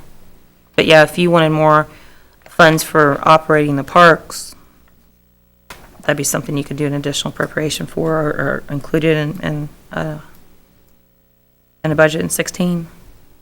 To go into non-reverting. Correct. To build our savings. Mm-hmm. Motion to approve the first reading of ordinance number 20. So move. Second. Second. All against? All in favor first, right? All in favor? Aye. Aye. All against? Okay. Motion to suspend the rules, read ordinance number 20 by title only, second time. Second? Second. All in favor? Aye. Oh, amendment to ordinance Title III to amend Chapter 36 of Lawrenceburg Code of Ordinances. Motion to approve ordinance number 20, second reading, title only. So moved. Second? Motion to approve. All in favor? Aye. Okay. Motion to suspend the rules, read ordinance number 20 by title only for third and final reading. So moved. Second? Second. All in favor? Aye. Ordinance number 20, 2014, amendment to ordinance Title III to amend Chapter 36 of Lawrenceburg Code of Ordinances. Motion to approve ordinance 20 by third and final reading. So moved. Second? Second? Come on. Second. Second. All in favor? Aye. Aye.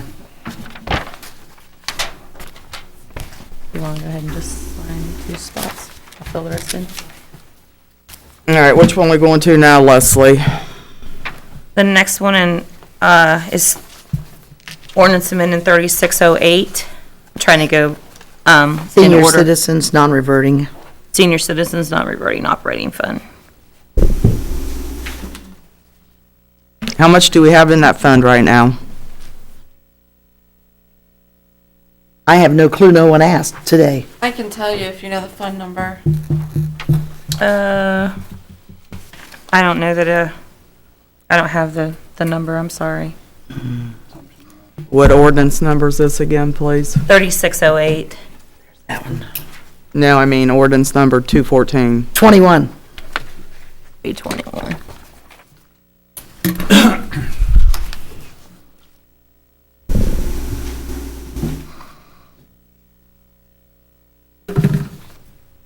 This does put in the approval of city council, subject to appropriation language, and it is from gaming funds. I don't know if there's any money in there, but this will allow us to put money in there if we want to save some money for it, so.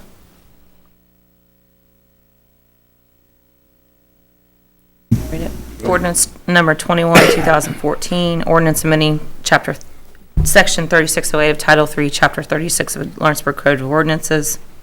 Whereas the Common Council of the City of Lawrenceburg has authority pursuant to its statutory and home rule powers to amend ordinances, and whereas the Common Council now determines the Senior Citizens Non-Reverting Operating Fund Ordinance enacted in 1993 should be amended. Now therefore be it ordained by the Common Council of the City of Lawrenceburg that ordinance under the Lawrenceburg Code of Ordinances, Title III, Chapter 36, entitled Senior Citizens Non-Reverting Operating Fund and numbered Section 3608 to read as follows.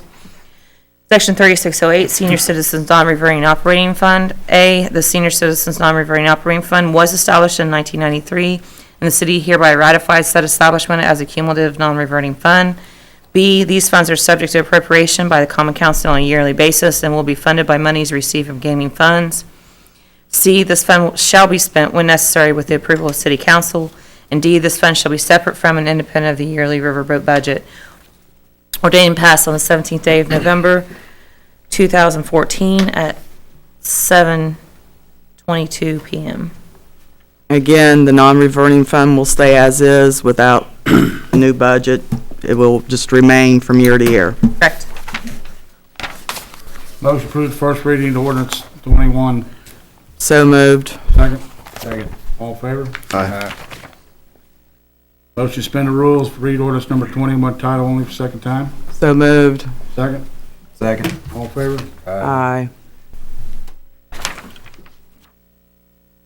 They passed it, right, at first reading? Yeah, ordinance amending Section 3608 of Title III, Chapter 36 of Lawrenceburg Code of Ordinances. Motion approve ordinance number 21, second reading, title only. Motion to approve. Or approve. All in favor? Aye. Second. Second. Okay, You need thanks. a second there, Mayor. Second. You second. Yep. You second it. All in favor? Aye. Motion to suspend the rules, ordinance number 21, by title only for third and final reading. So moved. Second. Second. All in favor? Aye.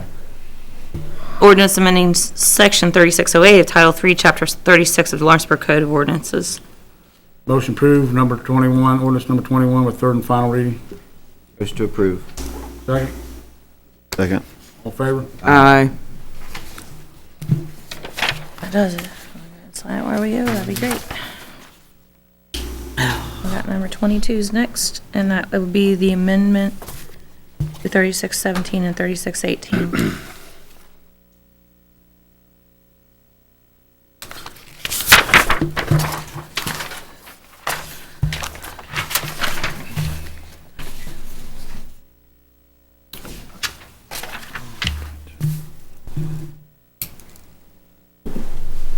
Here's this one.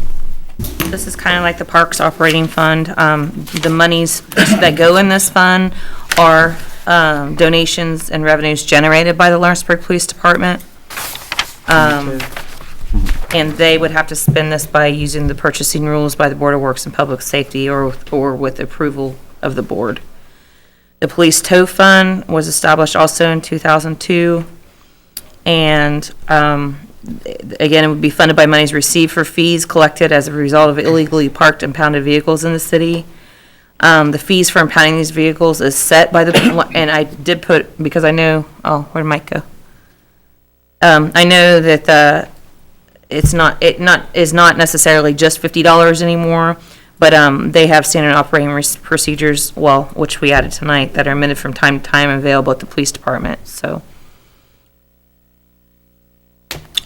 But they will be used to pay the towing companies for their services. That's the way it's supposed to work. So, don't know if they're utilizing these funds, but this just revamped them to enable them to do so. And this only has to be approved by the Board of Works and the police department themselves? It's the purchasing rules. It's either with the purchasing rules. If it's less than 500, then it is just the police submitting it to the mayor. If it's more than $500, then it's the approval of the board. City council has no say over this fund? No, this is a Board of Works fund. And it's only because it's the operating fund, and the monies are coming from police activities and not our budget. Okay, is this ordinance 22-214? Yes. So we have ordinance 22, 2014, ordinance amending section 3617 and 3618 of Title III, Chapter 36 of the Lawrenceburg Code of Ordinances. Whereas the Common Council of the City of Lawrenceburg has authority pursuant to its statutory and home rule powers to amend ordinances, and whereas the Common Council now determines the non-reverting police activities operating fund and the police tow fund ordinances enacted in 2002 should be amended. Now therefore be it ordained by the Common Council of the City of Lawrenceburg that ordinances under the Lawrenceburg Code of Ordinances Title III, Chapter 36, entitled Non-Reverting Police Activities Operating Fund and Police Tow Fund, numbered Section 3617 and 3618, to read as follows. Section 3617, Non-Reverting Police Activities Operating Fund. A, the Non-Reverting Police Activities Operating Fund was established in 2002, and the city hereby ratifies said establishment as a cumulative non-reverting fund. B, these funds shall be dedicated to funding police activities and are to be funded by donations to and revenues generated by the Lawrenceburg Police Department. C, this fund shall be spent by the police department by utilizing the purchasing rules set by the Board of Works and Public Safety or with approval of said board. Forgot an of there. Section 3618, Police Tow Fund. A, the Police Tow Fund was established in 2002, and the city hereby ratifies said establishment as a cumulative non-reverting fund. B, the Police Tow Fund will be funded by monies received for fees collected as a result of illegally parked and impounded vehicles in the city. C, the fee for impounding these vehicles is set by the Lawrenceburg Police Department standing operating procedures, which are omitted from time to time and available at the police department. The monies collected and placed into this fund will be used to pay the towing companies for their services by the police department by utilizing the purchasing rules set by the Board of Works and Public Safety or with approval of said board. Again, there's an of. Omitted. Ordained and passed the 17th day of November 2014 at 7:29 p.m. Motion to approve the first reading ordinance number 22. Motion to approve. Second. Second. All in favor? Aye. Aye. Motion to suspend the rules, reading ordinance number 22 by title only, second time. I'll move. Second. Second. All in favor? Aye. Ordinance amending section 3617 and 3618 of Title III, Chapter 36 of the Lawrenceburg Code of Ordinances. Motion to approve ordinance number 22 with second reading by title only. So moved. Second. Second. All in favor? Aye. Aye. Motion to suspend the rules, read ordinance number 22 by title only for third and final reading. So moved. Second. Got it. All in favor? Aye. Aye. Aye. Ordinance amending section 3617 and 3618 of Title III, Chapter 36 of the Lawrenceburg Code of Ordinances. Motion to approve ordinance number 22, third and final reading. So move. Second. Second. All in favor? Aye. Aye.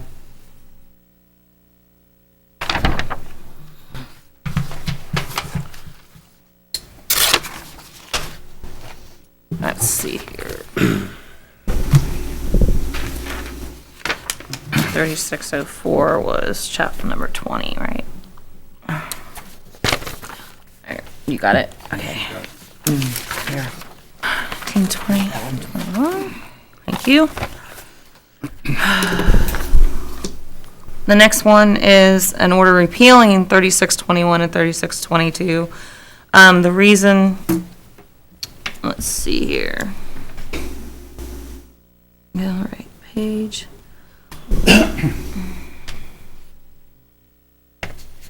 These were both sections that were enacted in 2005. This refers to a city manager, which we don't even have anymore. This is a program that was done by the mayor and the city manager at that time. It doesn't really, I mean, there are funds that were supposed to be set up. I don't think that there's any monies in these funds. I don't believe this program's been in effect. Obviously, if there are monies in the fund, Jackie, we can work on where those need to be transferred to, but at this point, these are EDLF fund, which is, we already did pass a new, revolving loan fund under 3639. So I think that these are just defunct programs. They're just not used by the city. So I didn't see any reason why we shouldn't repeal them while we're doing the rest of everything. 23. 23, yeah. So ordinance number 23, 2014, ordinance repealing section 3621 and 3622 of Title III, Chapter 36 of the Lawrenceburg Code of Ordinances. Whereas the Common Council of the City of Lawrenceburg has authority pursuant to its statutory and home rule powers to repeal ordinances, and whereas the Common Council now determines the Public Improvement Economic Development Fund and the Economic Development Loan Fund ordinances enacted in 2005 should be repealed. Now therefore be it ordained by the Common Council of the City of Lawrenceburg that ordinances under the Lawrenceburg Code of Ordinances, Title III, Chapter 36, entitled Public Improvement Economic Development Fund and Economic Development Loan Fund, and numbered Section 3621 and 3622 respectively, be repealed in their entirety. Ordained and passed on the 17th day of November 2014 at 7:32. A motion approved, first reading of ordinance number 23. I'll move. Second? Second. All in favor? Aye. Motion to suspend the rules, read ordinance number 23 by title only. Second time. So moved. Second. All in favor? Aye. Ordinance repealing Section 3621 and 3622 of Title III, Chapter 36 of Lawrenceburg Code of Ordinances. Motion approved, ordinance number 23, second reading by title only. So moved. Second. Second. All in favor? Aye. Motion to suspend the rules, read ordinance number 23 by title only for the third and final reading. I'll move. Second. All in favor? Aye. Ordinance repealing Section 3621 and 3622 of Title III, Chapter 36 of Lawrenceburg Code of Ordinances. Motion approved, ordinance 23 for third and final reading. So moved. Second? Second. All in favor? Aye. Aye. Go. Just. Okay, now, this is affecting 3628, which is Neighborhood Stabilization Fund. I decided necessary approval of City Council into this one. I don't know whether or not, I know at one point we did receive monies, from the state, or I'm sorry, it looks like it was from the federal government for this. So, this is a pretty newly established fund. I think it was done 2008 or 9.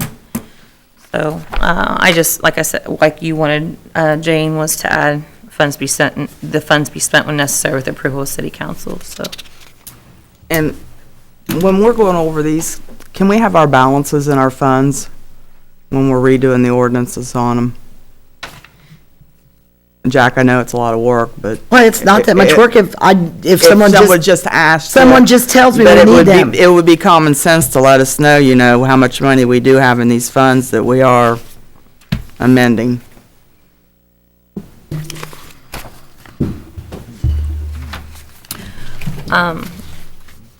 Go ahead, I guess, ordinance number 24, 2014, ordinance amending section 3628, Title III, Chapter 36 of Lawrenceburg Code of Ordinances.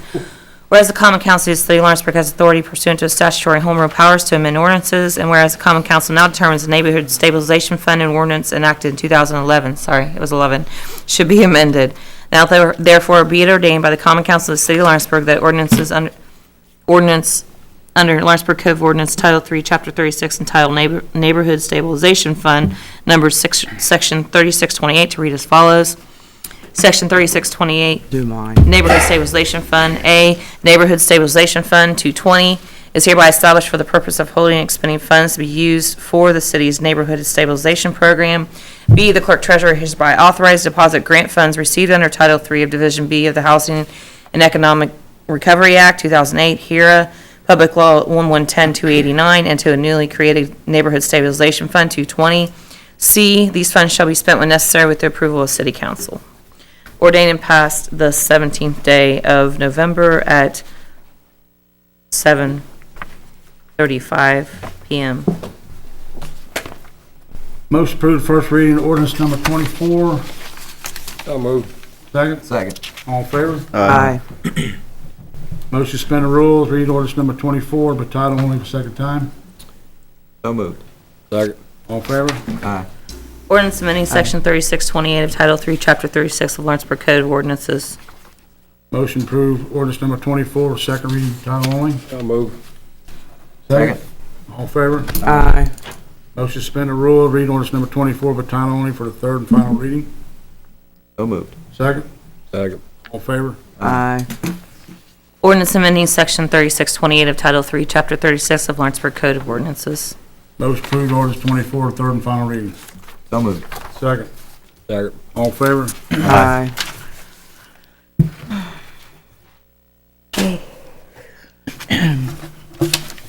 On to the next one, which will be number 24. Is that correct? 24 was that one. It was 24?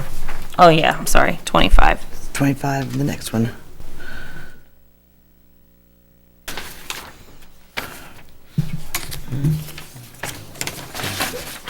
Next time we don't take vacation. This one is concerning the rainy day fund ordinance enacted in 2010. I did add the language, because this statute is subject to amendments by the legislature, so I added as amended from time to time, and I did also, say it would be spent when necessary with the approval of city council. Comment. I was told we have zero in rainy day fund. Suzanne, do you know? Zero. Thank you.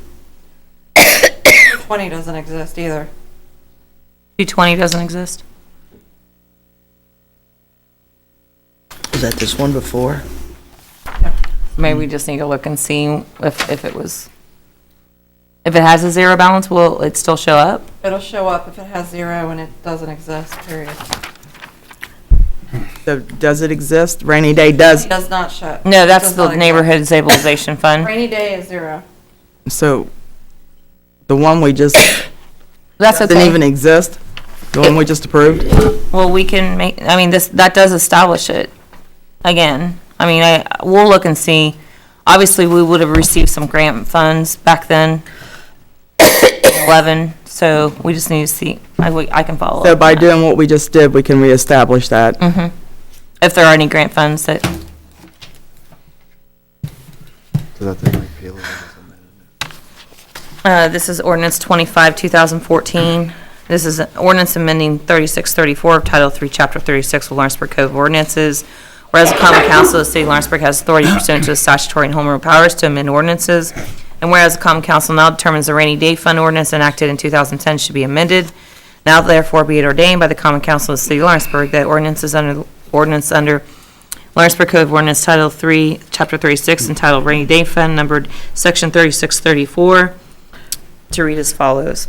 Section 3634, Rainy Day Fund. A, the city shall and does hereby establish a rainy day fund in accordance with Indiana Code 36185.1 as amended from time to time.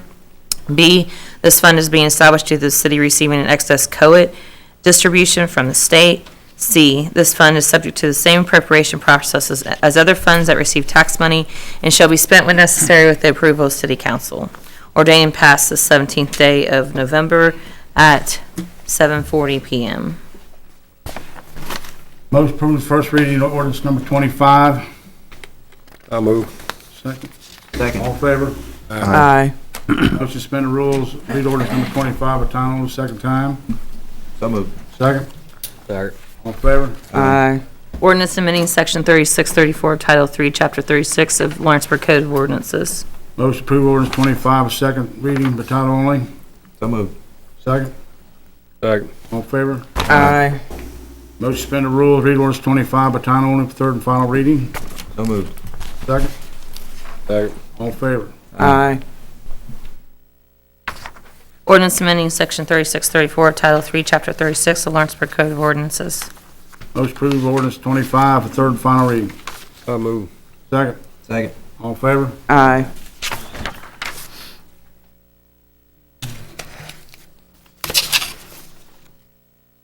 Lastly, we have Section 3641, which is the non-rever... Huh? I was wondering, you have some more. Nope. This would be number 26. Non-reverting redevelopment fund. This was one we passed last December. However, the Economic Development Commission non-reverting operating fund under 3610.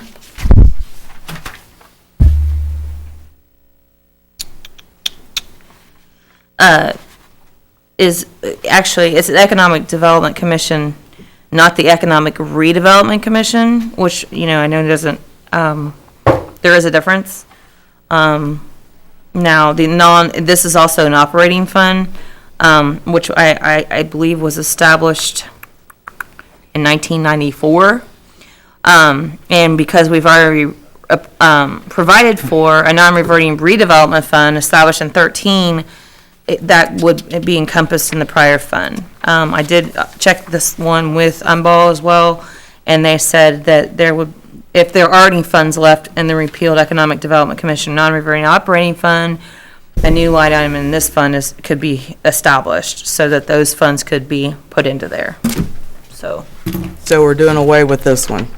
we're doing away with 3610, which is the Economic Development Commission non-reverting operating fund, because it's already encompassed in 3641, which is the non-reverting redevelopment fund. And we're, you know, if there's any monies in the prior fund, they can transfer into this fund. Suzanne, do you have any comments on this one, or? It's zeroed out. There's nothing in that. Zero. There's nothing.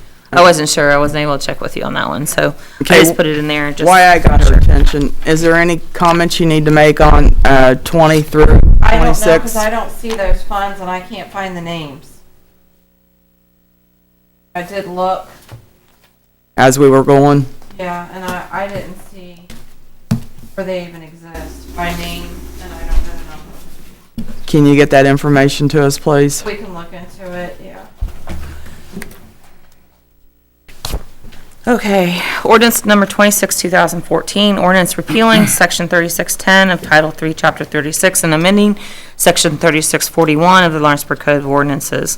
Whereas the Common Council of the City of Lawrenceburg has authority pursuant to statutory home rule powers to repeal and amend ordinances. Whereas the Common Council now determines the Economic Development Commission non-reverting operating fund ordinance enacted in 1994 should be repealed, as there was a non-reverting redevelopment fund established in 2013, which would encompass the prior fund. Now therefore be it ordained by the Common Council of the City of Lawrenceburg that the ordinance under Lawrenceburg Code of Ordinances Title 3, Chapter 36, entitled Economic Development Commission non-reverting operating fund and numbered 3610 be repealed in its entirety, and the ordinance under the same title and chapter entitled Non-Reverting Redevelopment Fund be amended to read as follows. Section 3641, Non-Reverting Redevelopment Fund. A, the city shall and does hereby establish a cumulative non-reverting fund, redevelopment fund. B, these funds shall be sent when necessary with approval of city council. C, this fund shall be separate from and independent of the yearly riverboat budget. D, this fund will be funded primarily by monies received from gaming revenues and any funds left in the repealed Economic Development Commission non-reverting operating fund under 3610, for which a new line item in this fund is hereby established. Ordained and passed on the 17th day of November at 7:45 p.m. Most approved first reading, ordinance number 26. So moved. Second. Second. All in favor? Aye. Motion to suspend the rules, read ordinance number 26 by title only for second time. So move. Second. Second. All All in favor? Aye. Ordinance repealing Section 3610 of Title III, Chapter 36, and amending Section 3641 of the Lawrenceburg Code of Ordinances. Motion to approve ordinance 26, second reading, by title only. So moved. Second. Second. All in favor? Aye. Motion to suspend the rules of read ordinance 26 by title only with third and final reading. So moved. Second. Second. All in favor? Aye. Aye. Well, you know what? Let's see here. Ordinance repealing Section 3610 of Title III, Chapter 36, and amending Section 3641 of the Lawrenceburg Code of Ordinances. Motion to approve ordinance 26, third and final reading. So moved. Second. Second. All in favor? Aye. I do need to. I had a new signature page for this. I don't know. Let me see your copy of one of yours, please. Wait a minute. Very last page. Yeah, but I wrote on mine. Shawna needs a second sheet. See, I thought I changed that, but I will get this one back to you all. You've all passed it tonight. We'll make sure that the second page reads correctly. Sorry about that. Where we at?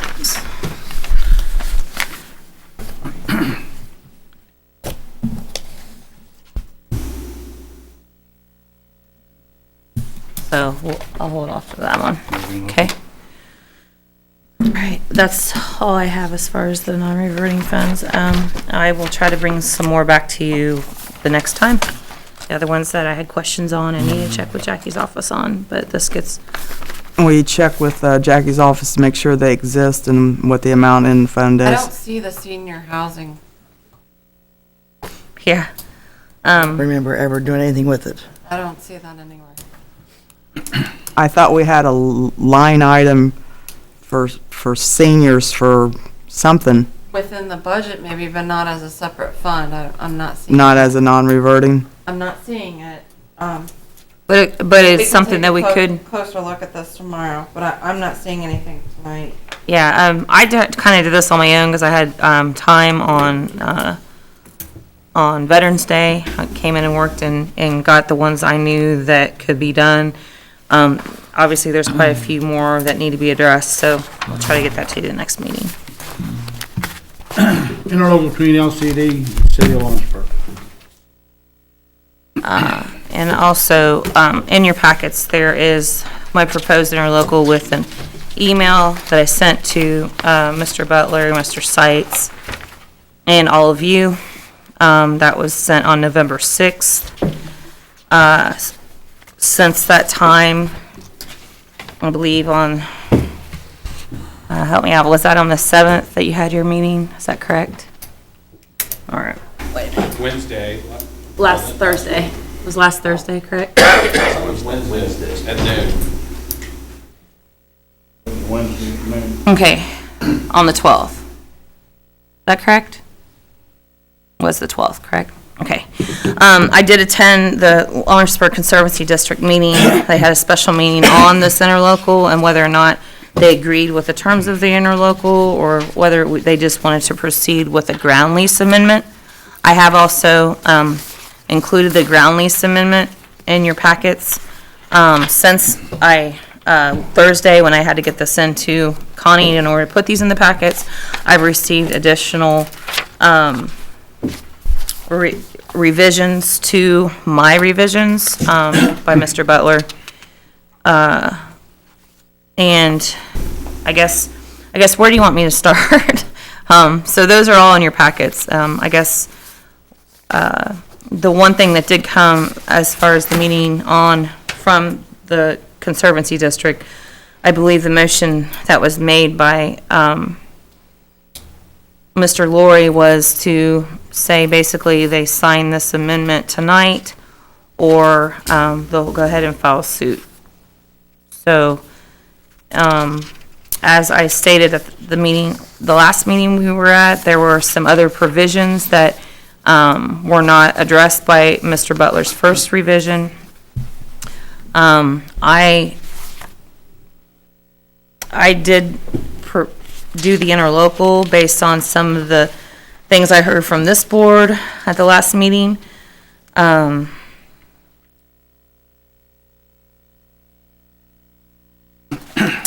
I guess I don't know if the board wants, I can go over the interlocal and why I did the interlocal. At the joint meeting that we had with the Lawrenceburg Conservancy District, the thrust of the argument by them, but also by Mr. Lawrence, and I believe Mrs. Pope was also mentioned this, was that we want the LCD to do what they need to do as far as the levy certification. That was one of the main thrusts that I thought that came out of that meeting. The motion was made to do 1.6 with a 3% increase subject to appropriation. That was also a little vague to me too, because I wasn't sure if the 3% was supposed to go on the 1.1 additional, or it was supposed to be on the 1.6.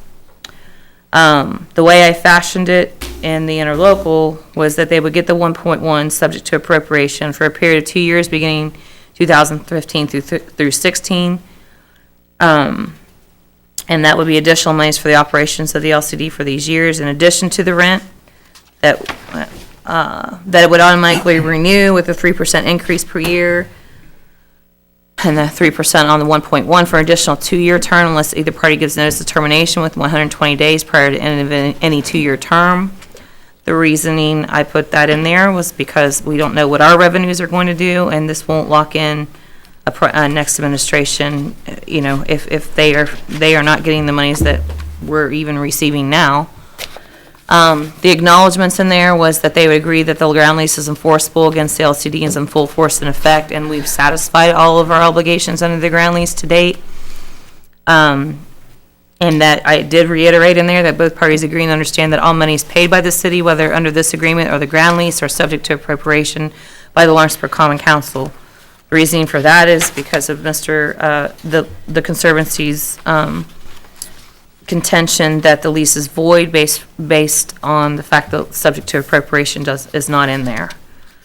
Number 3, I did have requirements of the LCD, which would complete the relief well project according to the Army Corps of Engineers and FEMA, complete and obtain Lawrenceburg levy certification from the Army Corps of Engineers and FEMA within their timeframes and according to their requirements. One of the things that the LCD board brought up with that particular requirement is that the Army Corps of Engineers and FEMA are going to do what they want, so we can't necessarily require them to obtain the levy certification if the Army Corps of Engineers and FEMA don't, I guess, don't certify it. So I understand that. We wanted them to provide financial statements, progress reports, and expenditures relating to A and B above, and allow a right of entry for anyone from the city to inspect or review any such work performed. The escrow amount that we currently are holding for them would be released to them. And then we just had notices provision, and there would be no amendment except by written instrument executed by both parties. As I said, they voted that down. So then that day, the very day, I sent a amendment to the ground lease for their consideration, just trying to resolve this matter. Obviously, do not want the LCD to file suit. But I also feel like we need to protect, there are some things that we need to put in, even if it's done by the lease agreement, to protect the city. In particular, if you remember last time, the subject to appropriation language was amended to section paragraph number 3 of the ground lease. And I didn't change anything else there. That was the first amendment that was proposed by Mr. Butler. What I did add is in blue, because section 16 of the ground lease is affected because it does state the $500,000. Mr. Butler did say we could take out in an amount not to exceed $500,000 or 1.6. I think that part of that sentence could be taken out so that obviously if you're agreeing to the 3% increase, then that amount is always going to change. So I have no problem with deleting that amount, that part of that sentence. The not to exceed part? Yes. Solely for the payment of rent here under, and then striking out in an amount not to exceed $500,000 over the 1.6. If we took that out, then there's not going to be any difference as far as the 3%. I did add C because his prior proposed amendment did not include anything on the escrow, and that's just to give them the money that they were owed this year. I did add D, and Mr. Butler did get back to me and asked that the city and the Conservancy District acknowledge and agree that the ground lease is enforceable against the Conservancy District and the city, and is in full force and effect. And the city and the Conservancy District has satisfied all of its obligations on the ground lease to date. That's basically to approve, to say that everyone's done everything we need to do, and there is no default.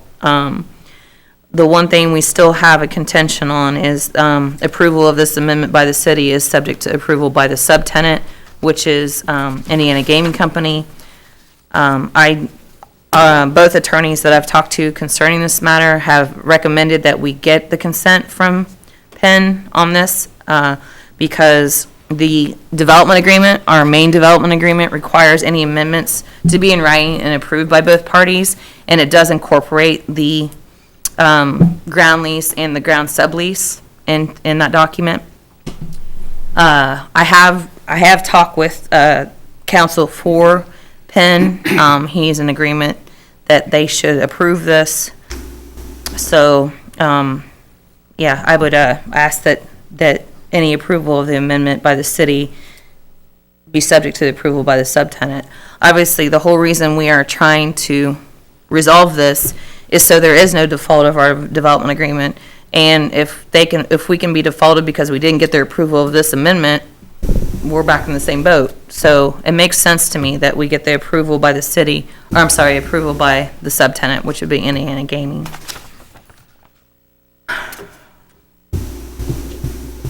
Anything, board? Did you speak to Ice Miller about this, that you spoke to? Yes, them, and also another attorney. Part of what I talked to Mr. Rogers about, who is Penn's attorney, is that Ice Miller probably will not be able to help us if this goes to some type of court hearing or court case. So I was talking to Bingham Dole and Bingham, Greenbaum and Dole as well on this. So.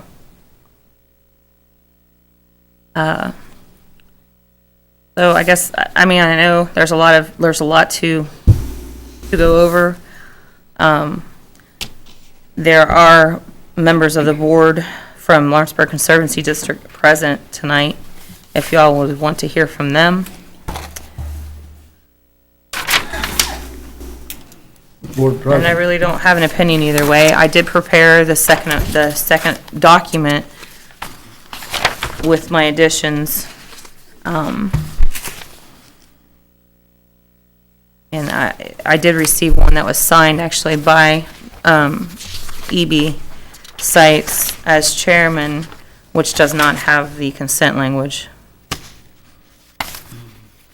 Well, I know the motion that was made, the motion was to increase them by 1.1 million per year based on appropriations with a 3% increase. We didn't discuss anything about language on the lease or any of that, and if we start messing with the lease and the lease is redone, we're gambling here. We don't know what's going to happen. We could lose everything, the entire revenue. So I'm asking, what is it that LCD wants from us to keep the original agreement that we made that night going? Mr. Seymour, can you help me? Well, I think we got two things here. One of them's a lease, and one of them is some language in there that we get overseen. I'd like to talk about that first. I've been to the Corps of Engineers building, great big giant building, whole bunch of smart people in it. Went to a convention, they don't mind standing up, tell you how educated they was. FEMA, I'm sure, has got the same size building. I don't mean to be mean to you guys, but we got a whole bunch of people looking at us, and I want to ask any one of you guys, which one of you think you're qualified to basically tell us you're fired, you no longer get the money, you haven't done the job? We're going to make an attempt to do a job that we have to do. We got to answer to the Corps. Well, I want to stop you for 1 second. First of all, this language did not come from any individual on here.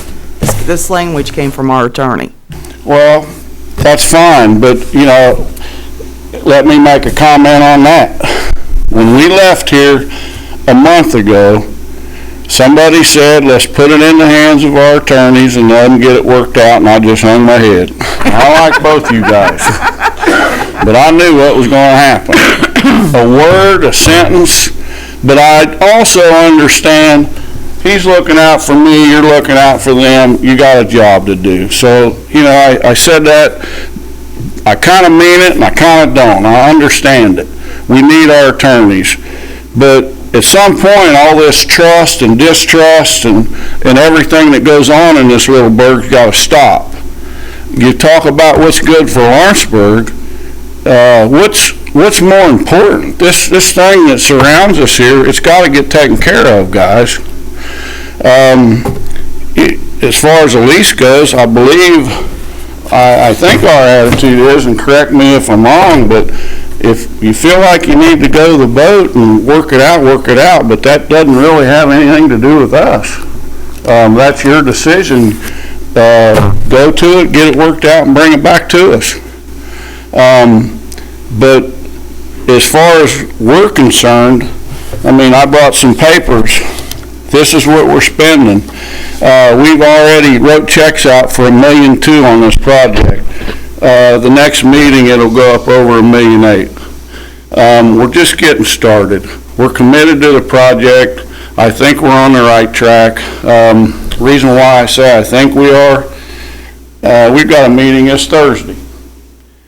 Something else might jump up there. I think something's jumped up in front of us every time we have a meeting. We're just going to have to deal with it. As far as this thing going away, I don't, you know, Aaron, you're probably the youngest one sitting here. I bet you still got to deal with it for a long time. This isn't going to go away.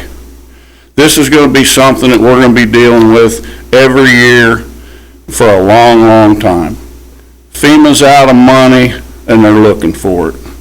They're going for it all after the country. We've got to do the best we can to keep it down, but, you know, these relief wells, they got to be done. But that, you know, what we came in here for wasn't strictly about the relief wells. It's just our everyday budget. Guys, I got electric bills right here. We got to pay these things. We got a big, the $500,000 that we get a year gets ate up probably in the first 2-3 months of the year. I've got electric bills here that I pay a demand charge on, and hell, our demand charge is 4 times the amount as our bill. You know, we're spending probably $100,000 to $120,000 a year in a demand charge, and we've got bills coming in all the time we're paying. This money that we came in asking for, really, it has to do with the relief wells, but it's more of a budget issue. I mean, I've been involved in this 3 years. When I started, we was, I believe, at $47 million. I think at the next meeting, we're going to probably be approaching 37. The last meeting, we was at 38. And the way we're writing checks, I wouldn't be surprised if it is lower than that. Spoke about that the last meeting. Easy math. You know, $2 million a year on the budget alone, you got 19 years of service, but hey, throw in a project like we got going on that we don't know. This thing needs to be worked out. If the vote has to sign off on it, Hollywood, then that's for you guys to get it done and bring it back. But as far as overseeing us, you know, we got enough people overseeing us. This well project really wasn't, I don't believe, the reason why you guys gave us that money at the last meeting. I feel like it was because we were short on the budget. Now, tell me if it's a factor in it, but is that the reason why y'all voted unanimously to do that? I mean, any comment, any questions?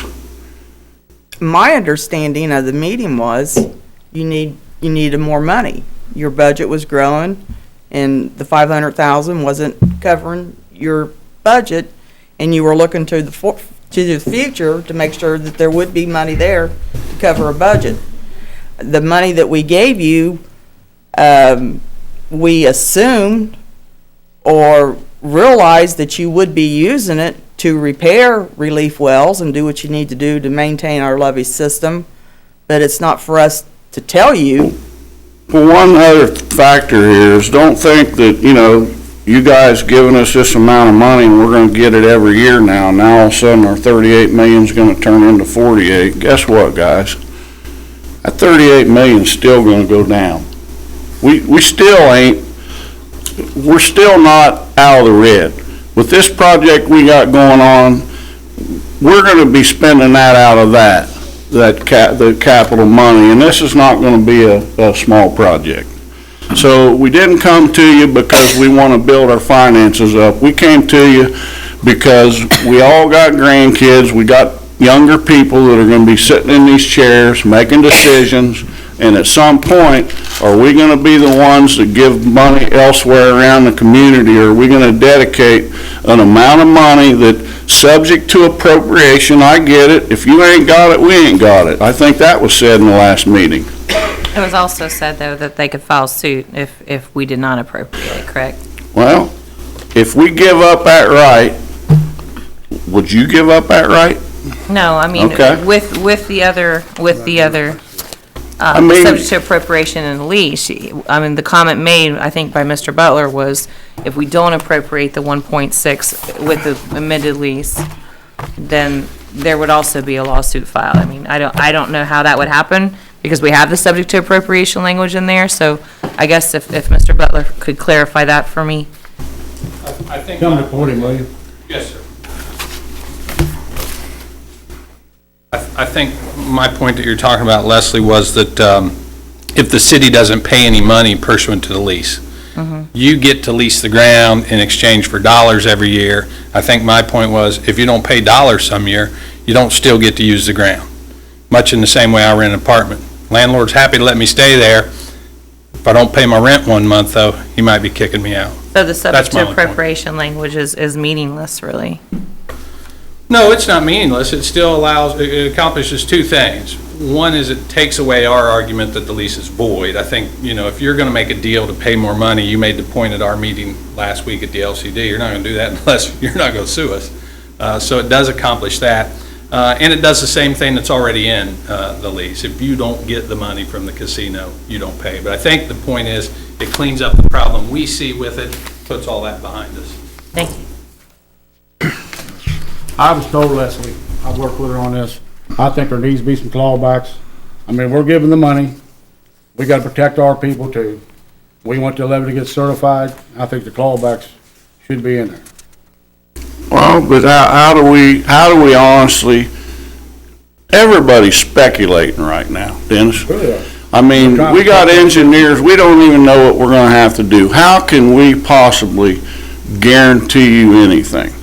All we can guarantee you is that every day I walk in that office, that we're gonna be committed to working on that project. And, you guys get projects. You can't guarantee the outcome of something that nobody can tell us anything yet, but we are finding out. Right, but what it does, is show you're gonna move forward on this. Huh? These could be adjusted. Well, As far as the language, you mean? Right. But you're looking out for the LCD, we gotta look out for the city. Well, we got meetings every Thursday. Fair. Third Thursday of the month. We've got costs, you know, I can bring things, we can show you. There's definitely, I would never turn anybody down as far as wanting to know any information that we're spending on this project.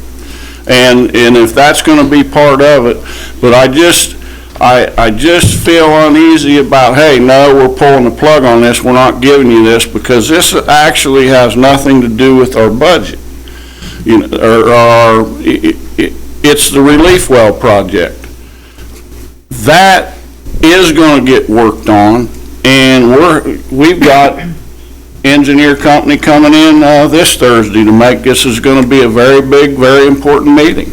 But this thing's gonna go on and on and on, and who's to say what I'm worried about is 2 years from now, what if you come in and say, hey, it's been long enough? Well, this is liable to be a long one. And how much money do we have to spend a month on it to make you happy? I mean, I just think good decisions need to be made. We need to hire engineers. We need to listen to them, but yet let them know they're working for us. And if you want, and if the board allows, I would come back here or give you a report, or you could come to a meeting.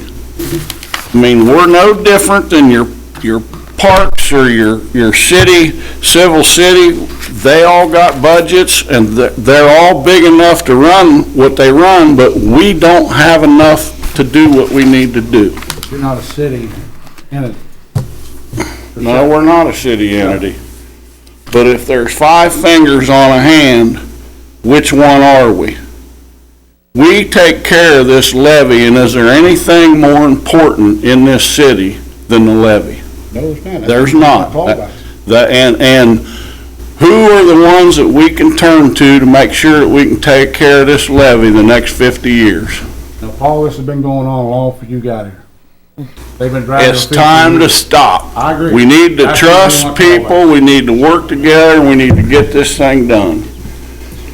I agree, it needs to get done, but we're gonna give you money, we just want some guarantees, things gonna happen. I can guarantee that they're gonna happen, but I can't guarantee that you're gonna be happy about it. I mean, how can I guarantee what's gonna happen on this? Just moving forward. Okay. That's an everyday job, and we need money to make that work. And how many years have been waiting on engineers? That went on for years. We can all sit here in every division of this city and count our mistakes. Do we want to look back, or do we want to look forward? We're looking forward. All right. Because I truly, you're right, we've made mistakes over there. From the day I walked in, it didn't take me 2 to 3 months to figure out we've made some mistakes. But in the 3 years that I've been over there, they've been focused on going forward, and I personally think we're going in the right direction. I think you proved it too, you have. You was a good heart when they brought you in. Trust us a little bit and work with us, that's all we're asking. Well, I signed that piece of paper and clawbacks will be on. All right. Anybody else got any questions? So you rejected the interlocal agreement? Yes. Board? Yes, I did. And this was a proposed one, it wasn't, I mean, Are you willing to work more with them? I don't know if they are. The motion made was that they either sign what was given to me that was signed by A.B. tonight, or his instructions, Mr. Butler's instructions were to file suit. Have we even seen what Evie gave to you? I did receive it this afternoon. It does have the language that I talked about, the amount not to exceed the 500,000, that is crossed out. And the rest of the changes were okay, except for section DC, which is, D is, it says approval of this amendment by the city is subject to approval by the subtenant. That was not included in the draft that I received that's signed by Mr. Seitz. Are you really willing to accept those changes? Not the approval part. I believe that it's And in which our one best was that? interest to obtain approval from Indiana Gaming Company. That's not one I'm comfortable. They added that, or where was that out on ours? But it's not. It is actually, I'm sorry, on page 2, under the blue amount, if you see section see B. it. Yeah. And I should have had 1, 2, They and 3, want to sorry. reject that, right? Yeah, they did not include the approval portion of that. I don't think that will be a hard thing to do. I don't know, this is pretty new to the attorney, Mr. Rogers. He's pretty new to his job, like within the last 6 months, so when I did talk to him, he really didn't know what I was speaking of. So, it's something I'm gonna have to sit down with him and probably go over everything that we've talked about with this matter. And get his consent. By opening up Pandora's box, are we going to hurt ourselves more than help ourselves? Well, I guess one that could happen if they don't approve the amendment, I don't know why they wouldn't, because it is the amount of money that's being exchanged between these two parties. But it is possible, right now it's possible, without any of this, that they could go to the Gaming Commission and declare, and basically try to amend our development agreement. Does this give them a further reason to do so? I don't know. My whole thing to begin with, as far as an amendment to the ground lease, is we are still gonna have to amend it again when the RIA transaction is finalized and so that was my whole thing. That's why I prepared the interlocal, because it's not touching the lease, and even in my email, if you read it, when the RIA transaction is memorialized in the agreements, we could definitely add the subject to appropriation language at that time, if that, I think in form it already states that, but to alleviate the missing language or argument, that could be done, so. You have something to say? Thank you, Mayor. Leslie, with respect to that consent, I'm not arguing that you're not right to request consent from the casino. Not arguing that at all. What I tried to explain to you in the email, and I don't think you got it, was that if you need to consent, go get it. I don't think you can sign the agreement until you have it, for sure. But it sounds like that you and I at least have pretty much agreed that the amended lease amendment number 1 that we both worked on, except for the consent language, I think we kind of agree that both of our clients can sign. I just want to push back with you on that consent language a little bit. Again, not disputing that you all need it to avoid being in breach of your development agreement. What I don't want the LCD to do is agree in writing that you have to have that consent or we can't have an agreement. What I'd rather do is go get the consent. You can't sign the agreement without the consent because you don't want to be in breach. If you get the consent, we can sign the agreement without the consent language. You've got the consent you want, so there's no breach. That would memorialize the consent. I mean, that would we basically, if we're gonna put this in the ground lease, then that should be part of the lease to say, hey, we did our CYA, we covered our butts and got the approval, and that's the whole reason I put that in there. You and I, or the LCD in the city, can't memorialize Penn's consent. We can memorialize that you need Penn's consent, but there's still going to be this separate document called Penn's consent. You're going to call them up and say, we need your consent. They're going to write you an email or a letter saying, we've reviewed it, we consent. That's the consent you need. We can't give you that consent. You can't ask us for anything that is tantamount or equivalent to that consent. No, you just acknowledge and agree that we need it. And I've got reservations about that. What I'd rather you do is get the consent. They're going to have to write somewhere to you, to your satisfaction, that they consent to the lease. Once you've got that, we've got an agreement. If they don't consent to it, I think we're all back at square one. You don't want to agree to anything that's going to put you back in breach of the development agreement. So I think that I don't know that we're in disagreement about the consent. You think you need it, I don't dispute it. It's just a matter of how we handle it. You've got to get a document from them that says they consent. Once you get it, it seems to me we can enter into the agreement without the consent language in there. Well- It's not an effort to avoid your getting the consent.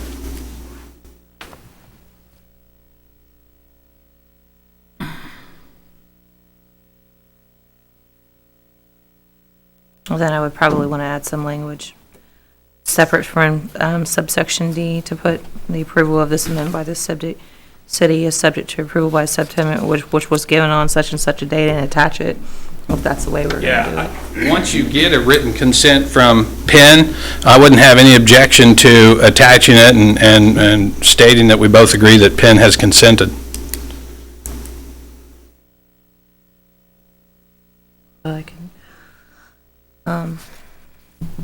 I guess, does the board have any other questions, or, I mean, at this time, I would ask that the board table this matter and for me to be able to get, with Penn to get the consent, or if you want me to even get the consent of this document, I guess, is the first question.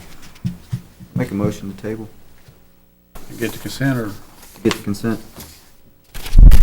Motion or a second? I just got a question. You're not gonna go file suit against us because we're not agreeing tonight, are you? If we're moving forward on the amendment number one that Leslie and I both worked hard on and we've discussed tonight, my advice to the LCD would be not to file suit, wait and see if you get the consent and come back to your next meeting and see where you're at on it. I suspect we've only got 3 board members here, and that's not an official meeting, but I suspect our chairman would tell you the same thing. What's your motion? Just wanted to make that clear. Thank you, Richard. A motion, here a second? Second. Second. Cartoon character. All against? Okay, we'll table. Okay. You like that? The Pope versus City appeal.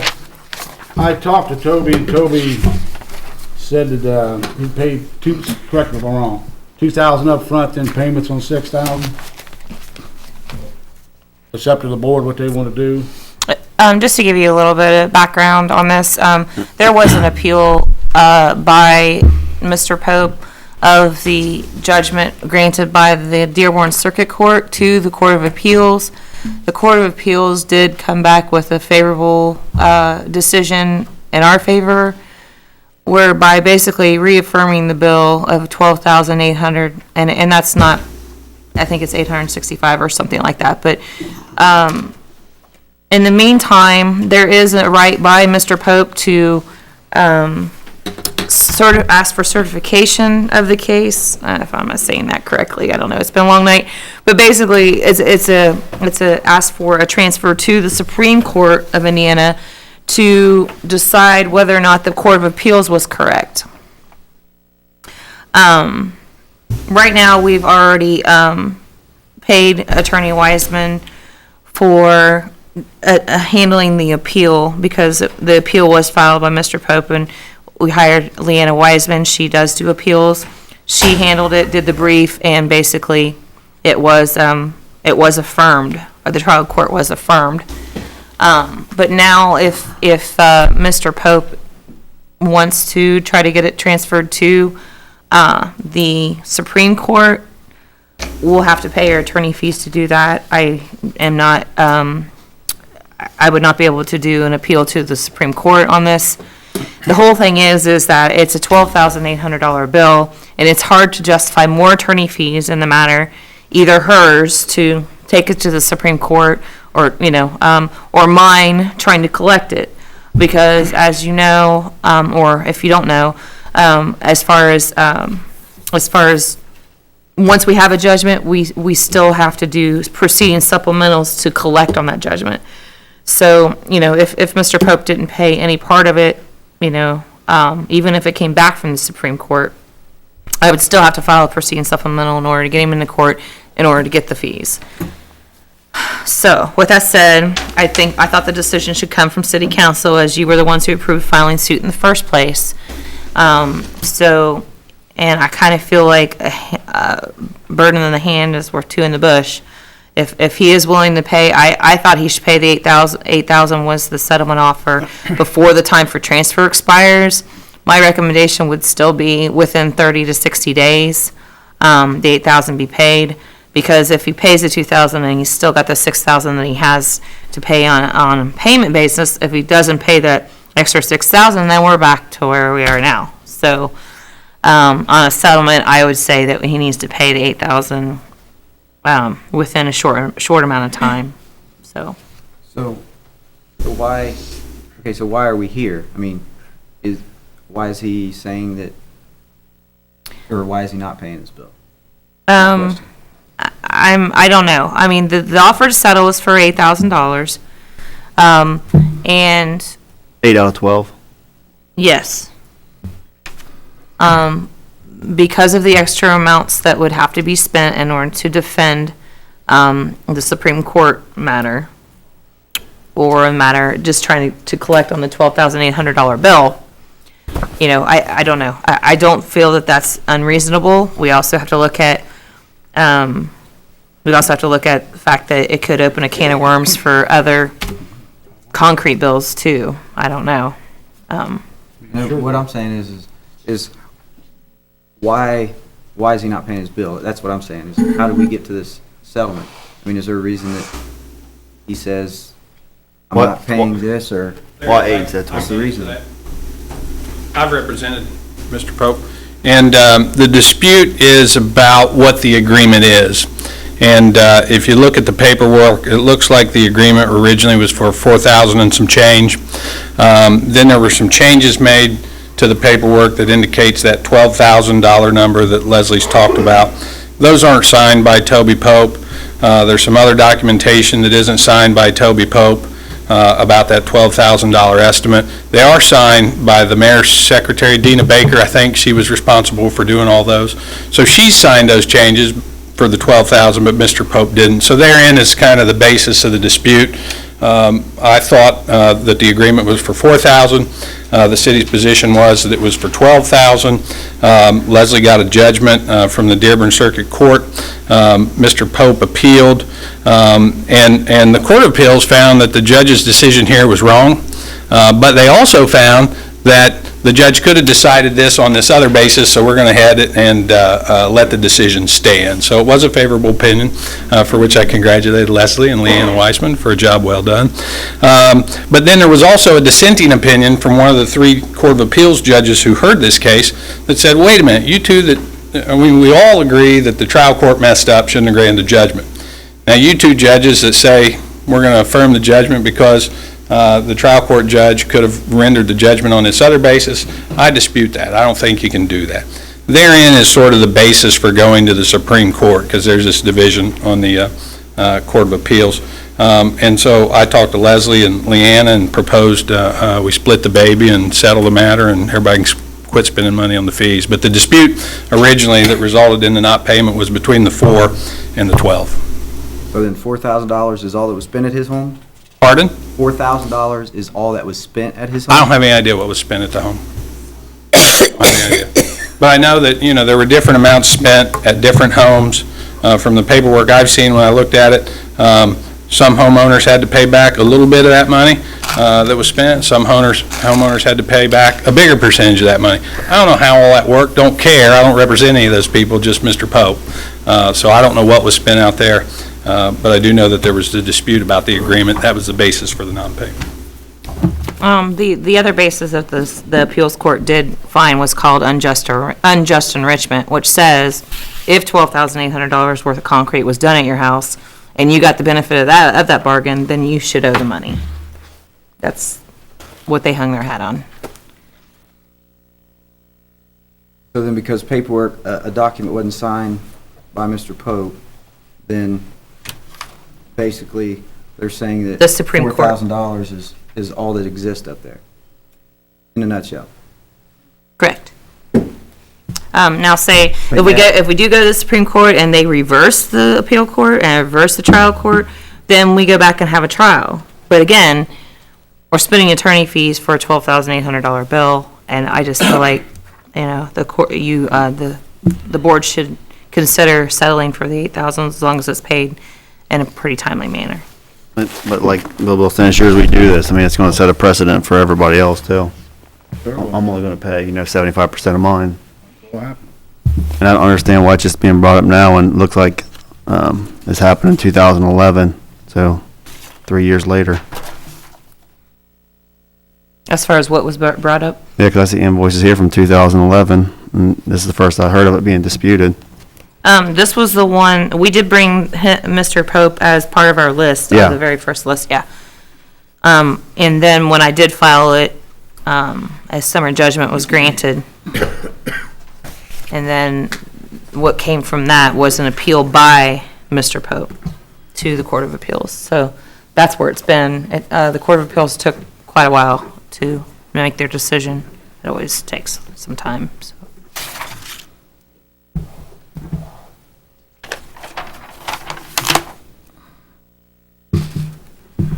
Any more board?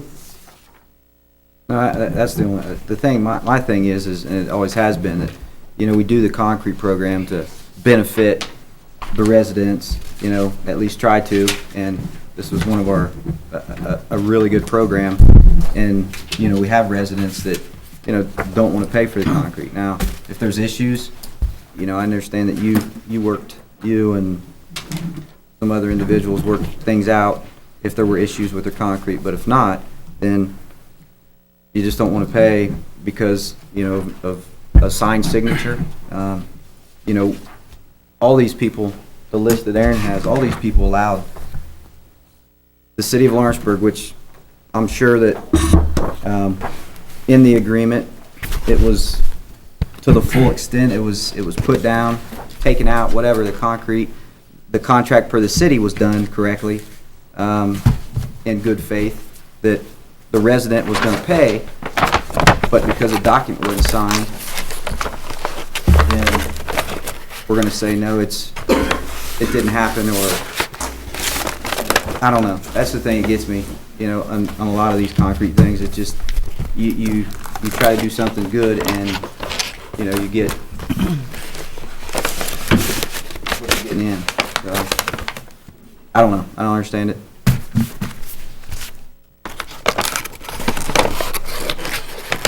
That's my opinion. I got the concrete done in my house too. I didn't sign any documents or anything. As soon as the bill comes in, I pay it.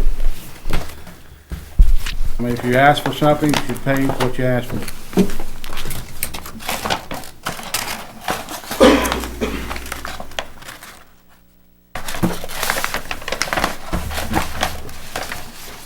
But I don't vote. It's up to you guys. I mean, I know the legal fees seem a lot for this one issue, but you might be preventing further legal fees for every single person that comes in here after this as well, so it has to be balanced.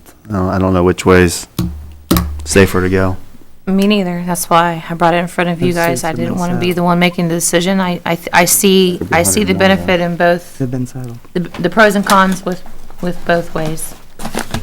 Because just like the people were asking about the concrete here, I think it was during the loan committee meeting, why are we paying our concrete, and we're being taken to court if we get behind when our neighbors aren't paying anything, and it's gonna be, I understand where you're coming from, it will say the city money on this one account, but you might have 50 accounts coming at the next meeting that they want the same thing, Pay half or 3/4. Yeah. And this is the big account. I believe it's 2% of all the city accounts payable on the concrete program, 2-point-something% of the whole system. Also, how fair is that the person paid their bill in full?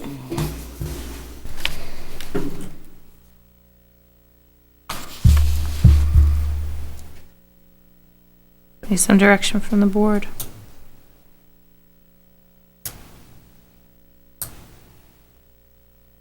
I mean, I'm against writing it off. I mean, at 75% because, I mean, I have a hard time asking other people to pay 100% when some people have already paid 100%, so it's not like we can say all the rest of the accounts pay 75% and make everybody fair, Because some people over the past 10 years have already paid their 100%. So what are we gonna do, reimburse all those people? That's, It'd be is it? fair if you're gonna do this. It's up to you guys. Just gonna put it in motion. I'll make a motion to proceed. Second. All in favor? Aye. All against? Pat, I think you wanted on your ice rink. We want to bring it back to council. I wanted to, I'm sorry, clarify that last motion. Proceed with no money paid as, no settlement. Proceed with the Right. Supreme Court if it's asked for transfer, correct? Right. Okay, thank you. Yes, and looking at our budget for the ice rink and some ways that we can slowly diminish the amount of subsidy that we need from the city. We are looking at and would like to raise the fee for non-residents for the ice rink to $4. That $4 would include admission, and if the skater needs skates, which most of them do, it would include the skates also. We would still pursue retain the policy that residents with proof of residency would be free. So we're just looking for your approval just to raise it $1. Anything on the board? Entertain a motion? Motion to approve. Second? Second. All in favor? Aye. Thank you. Thank you, Pat. Any comments from the audience? Hearing none, review and discuss claims, board approval. So moved. Second? Second. All in favor? Aye. Aye. Motion adjourned. So moved. Second? Aye. All in favor? Aye. Okay, canceled, wait a minute, JR, don't run away. Here's your new budget book. Okay, I got yours, I got everybody's. Okay, that's fine. Here. Budget book. Jake, can you work this call you tomorrow? Like, Oh, look this yeah. up and call you? It is. Right. Some of them will be pretty easy to figure out, because they're either there or they're not. Hope they have school. You almost brought me Okay. tears, Paul. Okay, when is it? Good. I deserve it. Wait a minute, there's too many here, okay? Pretty sure you said. Yeah. Well, the thing is Yeah, we've never and this top blue page tells you, Last week, the old pages